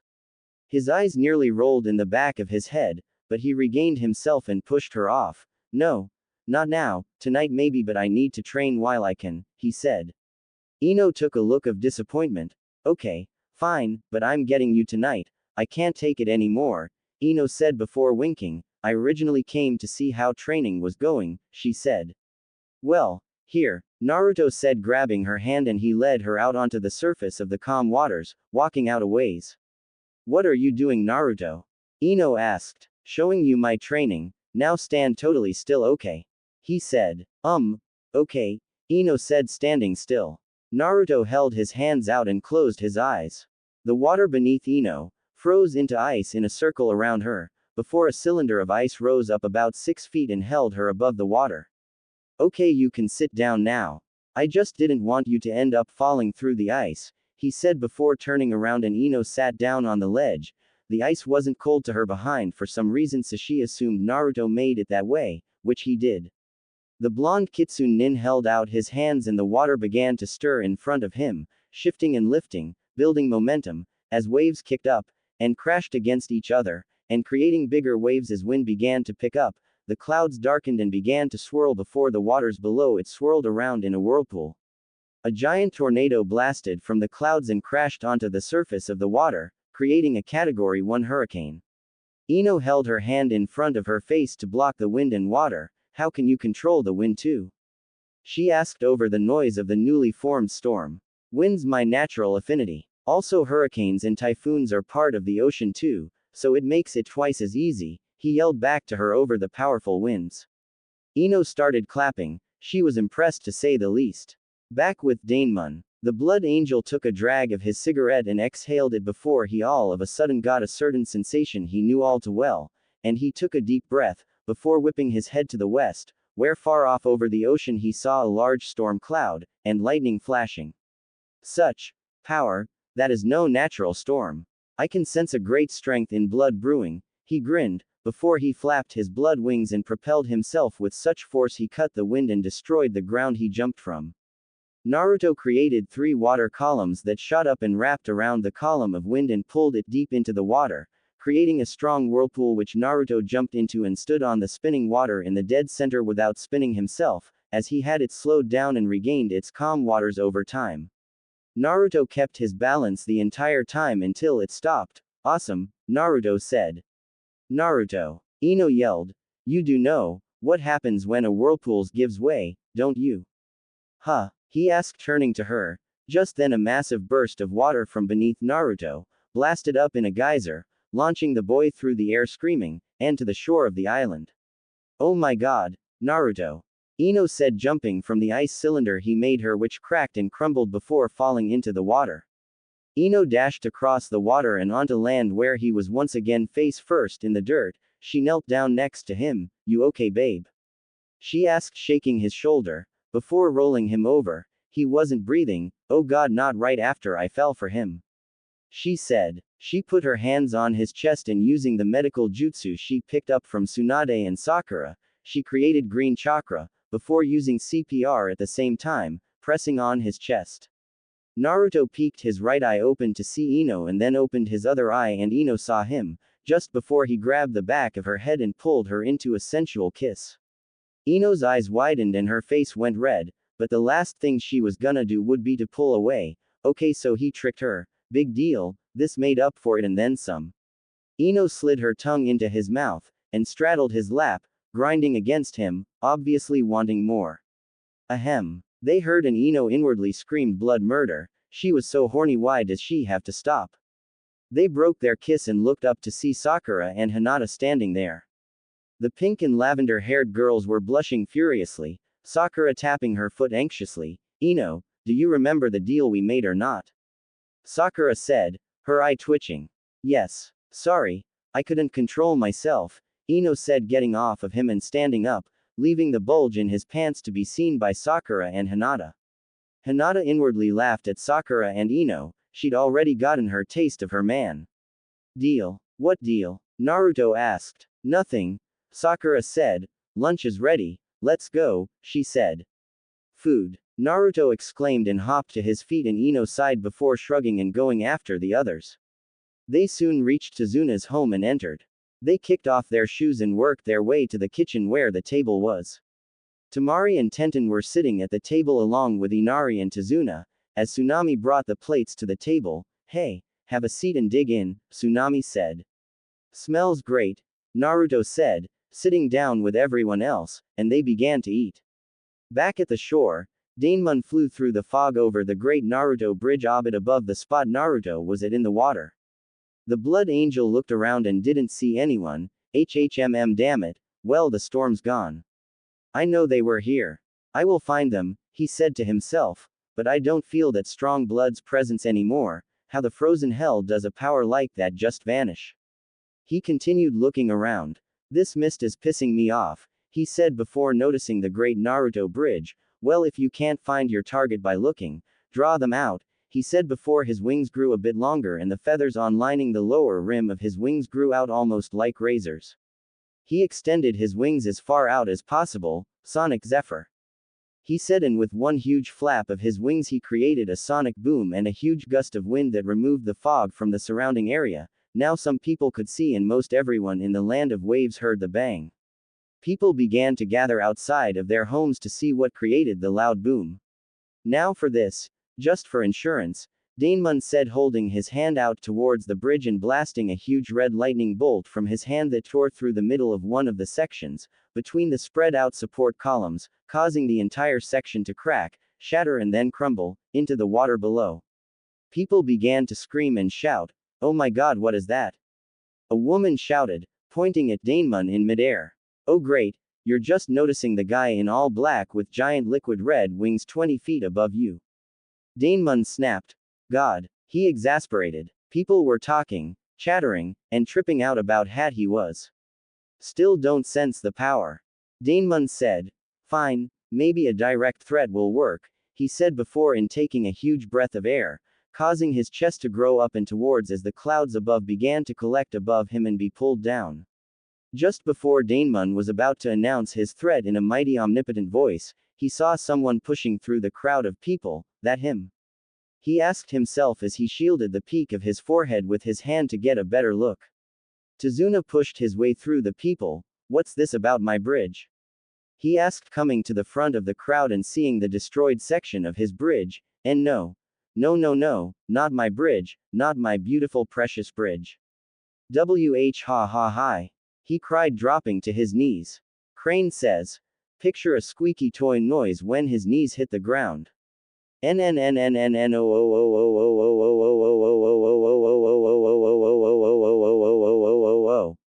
Tazuna yelled, flailing his arms around, before bending over and hitting the ground with his fists, tears comically blasting from his eyes, before lifting his head, focusing his teary-eyed rage, to the presence above. You. How could you? You freak. Do you realize how long it took me to build that bridge, you worthless freak of nature? He wailed as Inari, Naruto and all of the girls walked up through the crowd to the front. Daemon pointed to himself and then looked around in every direction before realizing he was the one being insulted. How dare you? The Blood Angel yelled, pointing at Tazuna. Pay for your insolence, you old bag. He yelled as red electricity gathered on his fingertip, and a thin bolt shot out towards Tazuna. Ji-san. Inari screamed before ramming Tazuna in the side, pushing him out of the way, only for the blood-red lightning to pierce right through his chest, and impact the ground behind him. Inari's eyes went blank and blood dripped from his mouth and he hit the ground. Inari. Tazuna yelled. No. First my bridge and now my grandson. Bake Muno. He yelled with unyielding anger, tears falling from his eyes.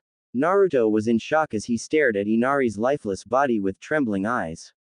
Oh my god. Sakura gasped, cupping her hands over her mouth. The other girls gasped and/or shrieked at the sight. Daemon's arm went limp and he took on a bored look. Why is it that everywhere I got the young sacrifice themselves for the old? They're gonna die soon anyways. I mean, that's like what? The 11th time. And I haven't even been awake for a week yet. Naruto and the others ran over to Inari's side. Daemon floated down to the ground in front of the people. Do you see the problem with sacrificing yourself so that someone old can live the last year of their miserable cantankerous life? The logic is flawed. I mean, come on. What good comes from the old outliving the young? God, you're all a bunch of idiots, he ranted philosophically. Just then Daemon felt a pulse of energy he hadn't felt since before he went into hibernation. it rippled through his body like sound waves and he could hear someone's heartbeat. Daemon whipped his head to the source of the sensation and seeing Naruto, him, he said to himself, remembering the boy from the info his feathers gathered. Just then a burst of red chakra rippled out from Naruto's body as tears fell from his eyes. You, son of a bitch. I'll make you pay. Naruto roared and the girls and crowd stepped back as red chakra seeped from his body and consumed him, forming a red fox tail. Oh no, Sakura said, pulling Inari's body back. She knew what was about to happen. The demon fox cloak took on the fox ears and Naruto dropped to all fours. RRRRRRRRRR. He growled viciously, before disappearing in a blur and reappearing in front of Daemon, already sweeping a death-yielding claw towards his face. To Daemon it seemed to move in slow motion as he thought, hello, that was quick. Naruto's hand swiped across Daemon's face, nails digging into the skin, sending him flying through the air, and he skid across the water 3 times before flipping and landing on his back in the water, before sinking slowing. That hurt, he said before sinking completely. Moments later the blood angel blasted up from the water, bringing up a huge geyser, before flapping his wings and looking at the Kitsune, who was dashing on all fours across the surface of the water straight for him. That actually hurt. Daemon grinned. The only problem is I can't absorb him. The Kyuubi's chakra would probably kill me, well, hurt me beyond belief and react like a lethal poison. Naruto jumped up at Daemon and swiped a clawed hand at him again, which he effortlessly blocked with his forearm, but the chakra around his hand extended out, retained the shape of his hand, and launched onto Daemon's throat and pushing him down into the water, with a huge splash. Just then Naruto saw 4 streams of red liquid blast from the water and smash into him, sending him higher in the air. Daemon flew out of the water directly under Naruto and slammed a thunderous fist into his back. Air. Naruto coughed, before grimacing, and then his tail of red chakra whipped back and slammed roughly into Daemon, sending his skidding across the water, still on his feet. Naruto barrel rolled and landed on the surface of the water on all fours, before swiping his left hand to the right. Doing so, the water to Daemon's right blasted up, in a wave that arched in front of him and slammed into him, in the process, but the blood angel crossed his forearms and wings in front of himself and blocked it. Water abilities, EH. Daemon asked. Isn't the Kyuubi fire elemental? Shut up. Who the hell are you? Naruto growled. Why did you destroy the bridge and kill Inari? I didn't kill the little boy. I was aiming for the old man, but the dumb jumped in the way of my attack, Daemon said. You sick son of a bitch. He saved his grandfather from you. He paid the ultimate price for no reason. No reason. No old, near dead talks to me like that. I'm soon to be the lord and master of this world, you sniveling little worm. Why did you attack the bridge? Naruto yelled. To draw you out. Daemon said. You're the one that created that massive storm not 10 minutes ago, right? I wanted to absorb the person doing it and obtain their powers. Naruto's eyes widened. He was the one that drew the monster here. His training led to the destruction of an all-too-needed bridge and the death of a 12-year-old boy. Ha! You are the one who created the storm, so it's all your fault, Daemon said methodically. Naruto grinded his teeth together, and the tail of red chakra began to split in half, becoming 2 separate ones. You heartless bastard, he said. Tears started to fall from his eyes, but the second they did, the chakra around him evaporated them instantly. I carry much sympathy, but not for the idiotic. Daemon said. RRRRRRRRRRR. Naruto growled before dashing at Daemon, with such force he created a wave behind him. Back on land, all of the girls except Sakura were looking out over the sea and watching the fight from afar. What happened to him? Hinata asked, terrified. Naruto. Tenten mumbled in awe. What was that chakra? Ino asked. You don't know. Temari asked, looking at them. They shook their heads. He's just like Gaara, a Jinchuriki, only, he has the most powerful Biju of all sealed in him. Kyuubi no Yuko, how do you not know this by now? Temari said. I know. Sakura said as she was kneeling next to Inari, but Inari's still alive. Ino, get over here and help me, she ordered. Inari's alive? Tazuna asked. Yes, but if we don't hurry he won't be for long. I think all the vital organs except for the esophagus weren't hit, Sakura said as Ino dropped to her knees on the other side of Inari. Okay, ready, she said, putting her hands over the hole in Inari's chest, as did Sakura, and their hands lit up with green chakra. Ketsukiri, Daemon said as blood floated from his fingers and palm before forming into his sword, and he slashed at Naruto, sending the crescent of red energy flying towards him. Naruto extended a hand of red chakra out and it grabbed the blade, struggling to hold it back, and it finally sliced through the arm of chakra, and Naruto jumped to the side, avoiding it as it crashed into the water. Daemon appeared next to the boy and slammed the back of his fist in his face, sending him flipping through the air. He recovered and landed on the surface on all fours, skidding back, before tearing off toward Daemon like a wolf after its prey. Daemon dashed at him as they met in taijutsu clash, throwing punches and claws, and kicks, before the madman punched Naruto flying and he skid across the water closer to land, and Daemon appeared in front of him and going for a kick, but Naruto ducked under it and uppercut him in the chin with enough force to lift him all the way up and slam head first through the bridge. The people on the bridge inspecting the damage saw Daemon's head break through the concrete and stone. They gasped and looked at him in shock. What? Daemon asked before pulling his head back down, freeing himself and flying back at Naruto. Tazuna ran to the hole and stuck his head through it. Stop destroying my bridge, he yelled. Daemon kneed Naruto in the gut and sent him into the air before flying up after him. The Blood Angel reared his fist back and threw it at Naruto, only to have it knocked away, and they began another quick flurry of attacks. Mahehehe, that's right boy, fight harder, Daemon said, picking up his pace, forcing Naruto to do the same.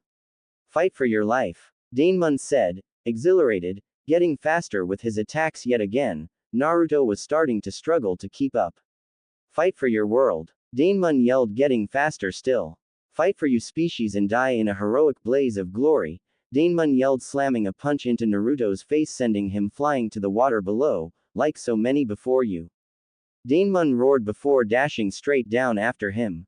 Naruto slammed into the water with a huge splash, and seconds after Daemon broke through the still open hole Naruto made and straightened the fingers on his right hand and piercing his arm through Naruto's stomach like a sword. Naruto coughed and hacked up blood that filled the water around them, as more blood poured from the new hole in his stomach. Daemon's had a demonic grin as he roughly pulled his arm from the boy's body and then flapped his wings, launching out of the water, watching as red filled the ocean under him. Hey, I'll let the sea life finish you off. Enjoy your nap with the fishes. Tell Davy Jones I said hi. Daemon chuckled manically before flapping his wings and flying off in the direction he came from at high speeds. People saw Daemon fly off and away. Naruto-kun, Hinata asked. She started shaking. She saw from the distance what happened with her Byakugan. The water made it hard to see any details, especially chakra, but she saw the rough image, enough to tell what happened. The Hyuga crashed to her knees, and Naruto-kun, tears falling from her eyes. What? Hinata, what happened? Tenten asked frantically. I don't know if Naruto's okay, she said, he distress cancelling out her bloodline as the Byakugan deactivated. What happened to Naruto? Tenten asked. Naruto sank deeper into the water, vision growing blurry and dark, as blood poured from his wound, the Kyuubi chakra fading. As he fell deeper into the abyss, he saw something out of the corner of his eye, and he turned to his left to see something swimming towards him. He soon realized it was something you wouldn't ever want to encounter, a shark, a large great white shark swimming in towards him. Kit, do something or you're gonna die, Kyuubi roared in his head. I've lost too much blood, my body's numb, he thought. I don't care, I'm too young to die, Kyuubi roared again. Naruto just shut his eyes tight, knowing the blood drew the shark to him and awaited to be eaten, but just as the mighty predator came up, he tensed, awaiting the inevitable, when all of a sudden he felt a nudge, and he felt he was moving through the water. He opened his eyes and turned to see the shark, not eating him but pushing him through the water with its nose. What the hell? He thought groggily. When his head was pushed above through the surface of the water, he took a deep breath and coughed up water and blood, but the shark still pushed him. He then realized the shark was pushing him towards the land. I must be dead if I think a shark is saving me, Naruto chuckled. Hey look, Tamari said, and Hinata lifted her head and saw Naruto, but the thing is she saw a dorsal fin fight behind him. Oh my god. She shrilled and looked away. Wait, what the hell is this? Tamari asked, and Ino and Sakura ran up to the group. Inari's gonna be fine, what the hell? Sakura yelled, seeing Naruto and the classic indication of a shark behind him, but just then Naruto was pushed onto the shore in water height he could survive in on his back, and the shark instantly turned around and flapped its tail to propel itself into the deeper waters once again. All the girls gaped when they saw Naruto's condition, and dashed to his side. Oh god no, oh god no, oh god no. Sakura panicked as her and Ino instantly began pouring green chakra into his wound. He coughed and hacked up blood. He was unconscious by now. Come on. Please no, Ino said, trying her hardest. Inari was hard enough, but this was ridiculous. Sakura was crying, tears pouring from her eyes. Tazuna ran up and looked at the boy. No, was all he could say. Naruto opened his eyes and saw a worried Sakura over him. He was in a bedroom back at Tazuna's house. He looked around. I'm alive, he asked. Sakura smiled through her tears. Yeah, thank God, she said before kissing him on the forehead. I thought I'd lost you, just before slapping him, baka. Never scare me like that. You promised me you'd never leave, she cried. Naruto rubbed his sore red cheek. Sorry. Wait, what about Inari? He snapped. He's okay. Don't worry, nothing major me and Ino couldn't fix, Sakura said. The door opened and they turned to see Hinata with a tray of food. Naruto-kun, she said, seeing him awake, and going up to the bed. You're okay, she said happily. Yeah, somehow, Naruto said. Ah, shark. He suddenly screamed. It's okay, baka, Sakura said. Oddly enough, that shark saved you. Oh yeah, I thought for sure I was fish food though, Naruto said, before growling. I lost to him. Maybe he was one of the demons Neji said his team got attacked by, Sakura said. You think so? Hinata asked. He didn't look much like a demon. He had giant red liquid wings, Sakura said. It could have just been a Kekkei Genkai, Hinata shrugged. Still, he's too strong and dangerous to let go, Naruto said. How long am I bedridden? None. Kyuubi healed up the aftermath of mine and Ino's work, Sakura said. You can get up and go now. And Inari? Naruto asked. Already is up and about. You've been unconscious for about 20 hours, Sakura said. We need to go tell Granny about this, Naruto said. I already had a messenger take a letter to her. He'll bring a response from Tsunade back, Sakura said. Okay. So we still on standby then? He asked. Yep. After getting dressed, Naruto went downstairs with Hinata and Sakura, where in the dining room, everyone else was having lunch. So you're awake? Ino asked. Yeah, I'll just take it easy for a day or two though. How are you feeling, Inari? Naruto said, sitting down. Great actually, except for my grandpa. He's really depressed about the bridge and he's out gathering people to help him repair it, Inari said. I'll get you some food, Tsunami said, getting up and going to the kitchen. Thanks. I'm starving, Naruto said. As long as you're okay, Tamari said.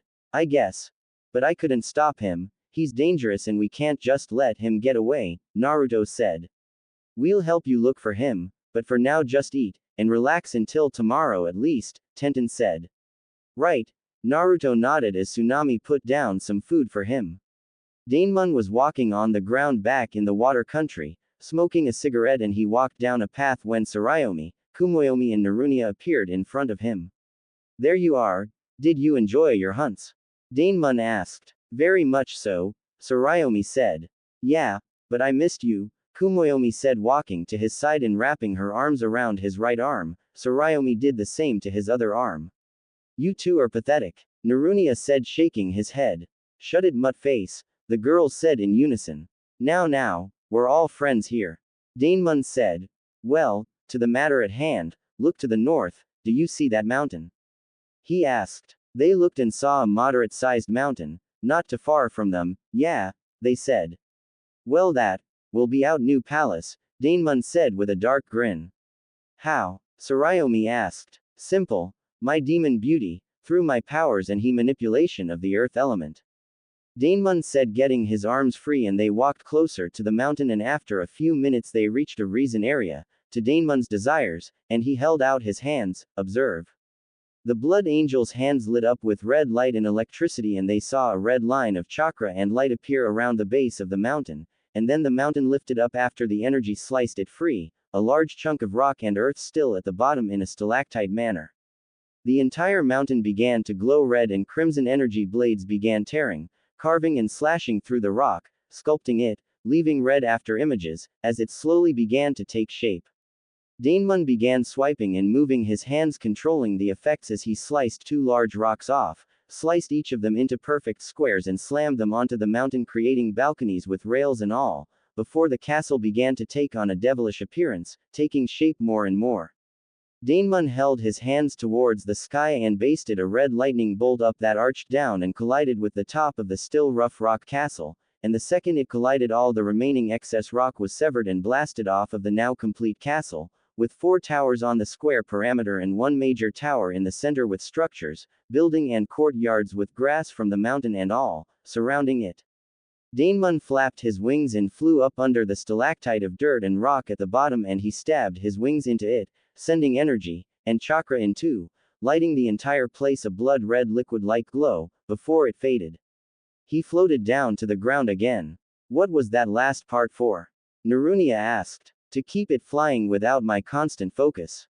I left specific genes into the rock and stone itself, and now it can fly on its own, Daemon replied. How the hell do I get up there? I can't fly like you three, Narunia said pointing up at the floating castle. For the non-aerial demons that will be with us, you need only stand under the bottom of the castle and seals will transport you inside, Daemon explained. Wow, nifty, Narunia said, like an automatic summoning. Pretty much, but only those with demon blood can enter, obviously, Daemon said, now shall we? Yes, they all said. Nighttime fell over the land of the waves and lights were going out over time as people went to sleep for the night. In Tezuna's home Naruto sat in their room and read over the scroll for the Shintengen. He heard a knock and looked at the door. Come in, he said. Sakura and Ino walked in the room. You two don't have to know you sleep here too, Naruto said. Well, we didn't want to disturb you, Sakura said. Yeah, but we came to tell you something, Ino said. Huh, Naruto asked. Well, we kind of decided that, we were gonna share you. Sakura said. Well, I already know that, you're sharing me with every one of the other girls in a way. Naruto chucked. No as in, like this, Ino said, kneeling down in front of him and she started to rub him through his pants, he instantly began to get hard. Sakura OCED the door before she walked up and did the same thing as Ino, we wanted to make you feel better after what happened. Ooh crap. Naruto moaned he was already, full and hard. Just lay back and enjoy it, Ino said playfully pushing him on his back. Sakura unzipped his pants, and they pulled out his rock-hard manhood along with his balls, which Ino began to massage, as Sakura licked the tip. Ah! Naruto moaned, his manhood throbbing with pleasure. Ino began to lick at the base and the balls and Sakura took the top into her mouth and swirled her tongue around it. Naruto moaned and grabbed their heads. The girls switched off and did the other's job, and Ino reached her hand between Sakura's legs and began rubbing her through her shorts. HHMM, Sakura moaned licking his balls, before reaching between Ino's legs and doing the same to her. Sakura stopped licking and Ino took all of his into her mouth and she began to bob up and down, getting her tongue everywhere on it. Naruto's eyes went hazy and he combed his fingers through Ino's soft blonde hair, as she started getting faster, going up and down the entire length of his. Sakura got behind Ino and she reached around and began rubbing her through her skirt and shorts. Soon she moved Ino's body to get her shorts and black lace panties down and she began to finger her and rub her, while she reached under her shirt and rubbed her braless, feeling her erect. Naruto saw Sakura and this only made what Ino was doing feel better. Ino pulled her mouth off his and licked the entire length over and over, moaning from Sakura's touch. Ino took it back into her mouth all the way. Ino, hot crap, I'm coming, Naruto said and he released his juice into her mouth, and she drank it down, before pulling off. Damn, Naruto said. You like it? Ino asked wiping the rim of her mouth. Probably more than I should have, he panted. Ooh Ino moaned. Sakura kept on with her pleasuring. You didn't come yet Ino, Sakura said and she began licking her neck. Ino leaned back into Sakura's chest and enjoyed it. Naruto's eyes were fixed on them. Damn, that's hot, he said. Ino began rolling her hips and she reached around the back and held Sakura's hips. You're getting close, aren't you? Sakura asked. Yeah, Ino moaned, he was soaked, from her being fingered, she was so hot and she was about to climax. Sakura dug another finger in and went deep and fast, and Ino moaned and thrust her hips into it as she came, ah. Sakura pulled her fingers out and licked them, before sliding HTM into Ino's mouth so she could suck them clean. Soon after that Ino and Sakura were making out on the bed for Naruto to watch, as they grinded their pussies together, kissed, licked and sucked on necks and groped and kneaded one another's. Naruto was rubbing himself as he enjoyed the show, and Ino got off of Sakura and got between her legs, before digging her tongue as deep as possible into the girl's, while she rubbed her. Sakura moaned and groaned, pumping and rolling her hips, as she held Ino's head. Ino swirled her tongue around the inside of the girl's, while still rubbing circles around with her thumb. The pink-haired girl threw her head side to side as she arched her back. I'm coming, she gasped and her body rippled with a climax and she went limp. Ino licked her lips clean and just then Sakura pushed her to her back, and got between her legs. Your turn, Sakura said, before licking up and down the length of Ino's, parting it open to get inside, flickering with her tongue every time she went back up. Ino began to knead her own, pumping her hips and moaning, HHHMMMM Sakura. Soon Sakura dug 2 fingers into Ino's before sucking and licking her. Ino arched her back and gripped the bed covering in her hands, yes, yes. Ino curled her legs as she felt an orgasm approach and she came, letting out a moan, and throwing her head back. That's it, Naruto said, he couldn't take it anymore. He got behind Sakura, who turned to see what he was doing, just as he slid his manhood into her, filling her completely, and he pulled her to sit on his lap with her back into his chest. Sakura put her arms on his hips behind her own hips and began to bounce up and down, her face turning a deep shade of red with pleasure. Ah, Naruto, she moaned. Naruto reached his head around to the front of her body and grabbed her, pulling her into his mouth as she bounced up and down. Ino crawled up between Sakura's legs and began licking at her, and Naruto's at the same time. Sakura continued to bounce up and down, taking him all the way in, before going up again. Ino began rubbing that Naruto wasn't sucking on and stated rubbing it while fingering herself. Kami, it's so good. Sakura moaned. Naruto began to thrust his hips faster and faster. They had found their rhythm and weren't stopping, yet at least. Ino went back and forth between Sakura's and Naruto's with her tongue and, rubbing Sakura's. Naruto stopped sucking on her and went to the back of her shoulder and trailed a lick to her neck. So good, ah so good, Sakura moaned, and with that an orgasm rushed through her and Naruto pulled out of her. Sakura climbed off of him and looked at Ino. Well, have at it, she panted, it's great. I'm sure it is, Ino said, pushing Naruto to his back and straddling him before sliding his manhood in herself, and she moaned as she slowly slid down, savoring what she's wanted for a while now. Naruto threw his head back, and Ino bent over and put her arms on his shoulder before bouncing her hips up and down. Naruto grabbed her butt and started pumping into her to match her movements. Yeah, like that Naruto, yes Moto, Ino said. Sakura came up behind Ino and started rubbing her as she went up and down, Naruto's manhood ramming in and out of her, pulling the tight flesh of her heated every time her pulled back. Ooh, oh god, yes, Ino moaned. Naruto grit his teeth through his exertion and pleasure. She was almost as tight as Hinata, but he was feeling better seeing how this time he had 2 girls with him. Sakura began to lick and suck on Ino's neck, still groping her. It's too much. I can't hold anymore, Ino said before letting out a deep moan as she came, still being bounced up and down and thrust by Naruto. Neither can I, he said, and he came as well, and Ino went limp on top of him, panting before rolling off and laying at his side. Was that good, baby? Ino asked. Yeah, did we do good? Sakura asked, laying on the other side. Yes, Naruto said with an awe-struck face. I have one question, why aren't you 2 virgins? She asked. Let's just say me and Sakura toyed around once, Ino giggled.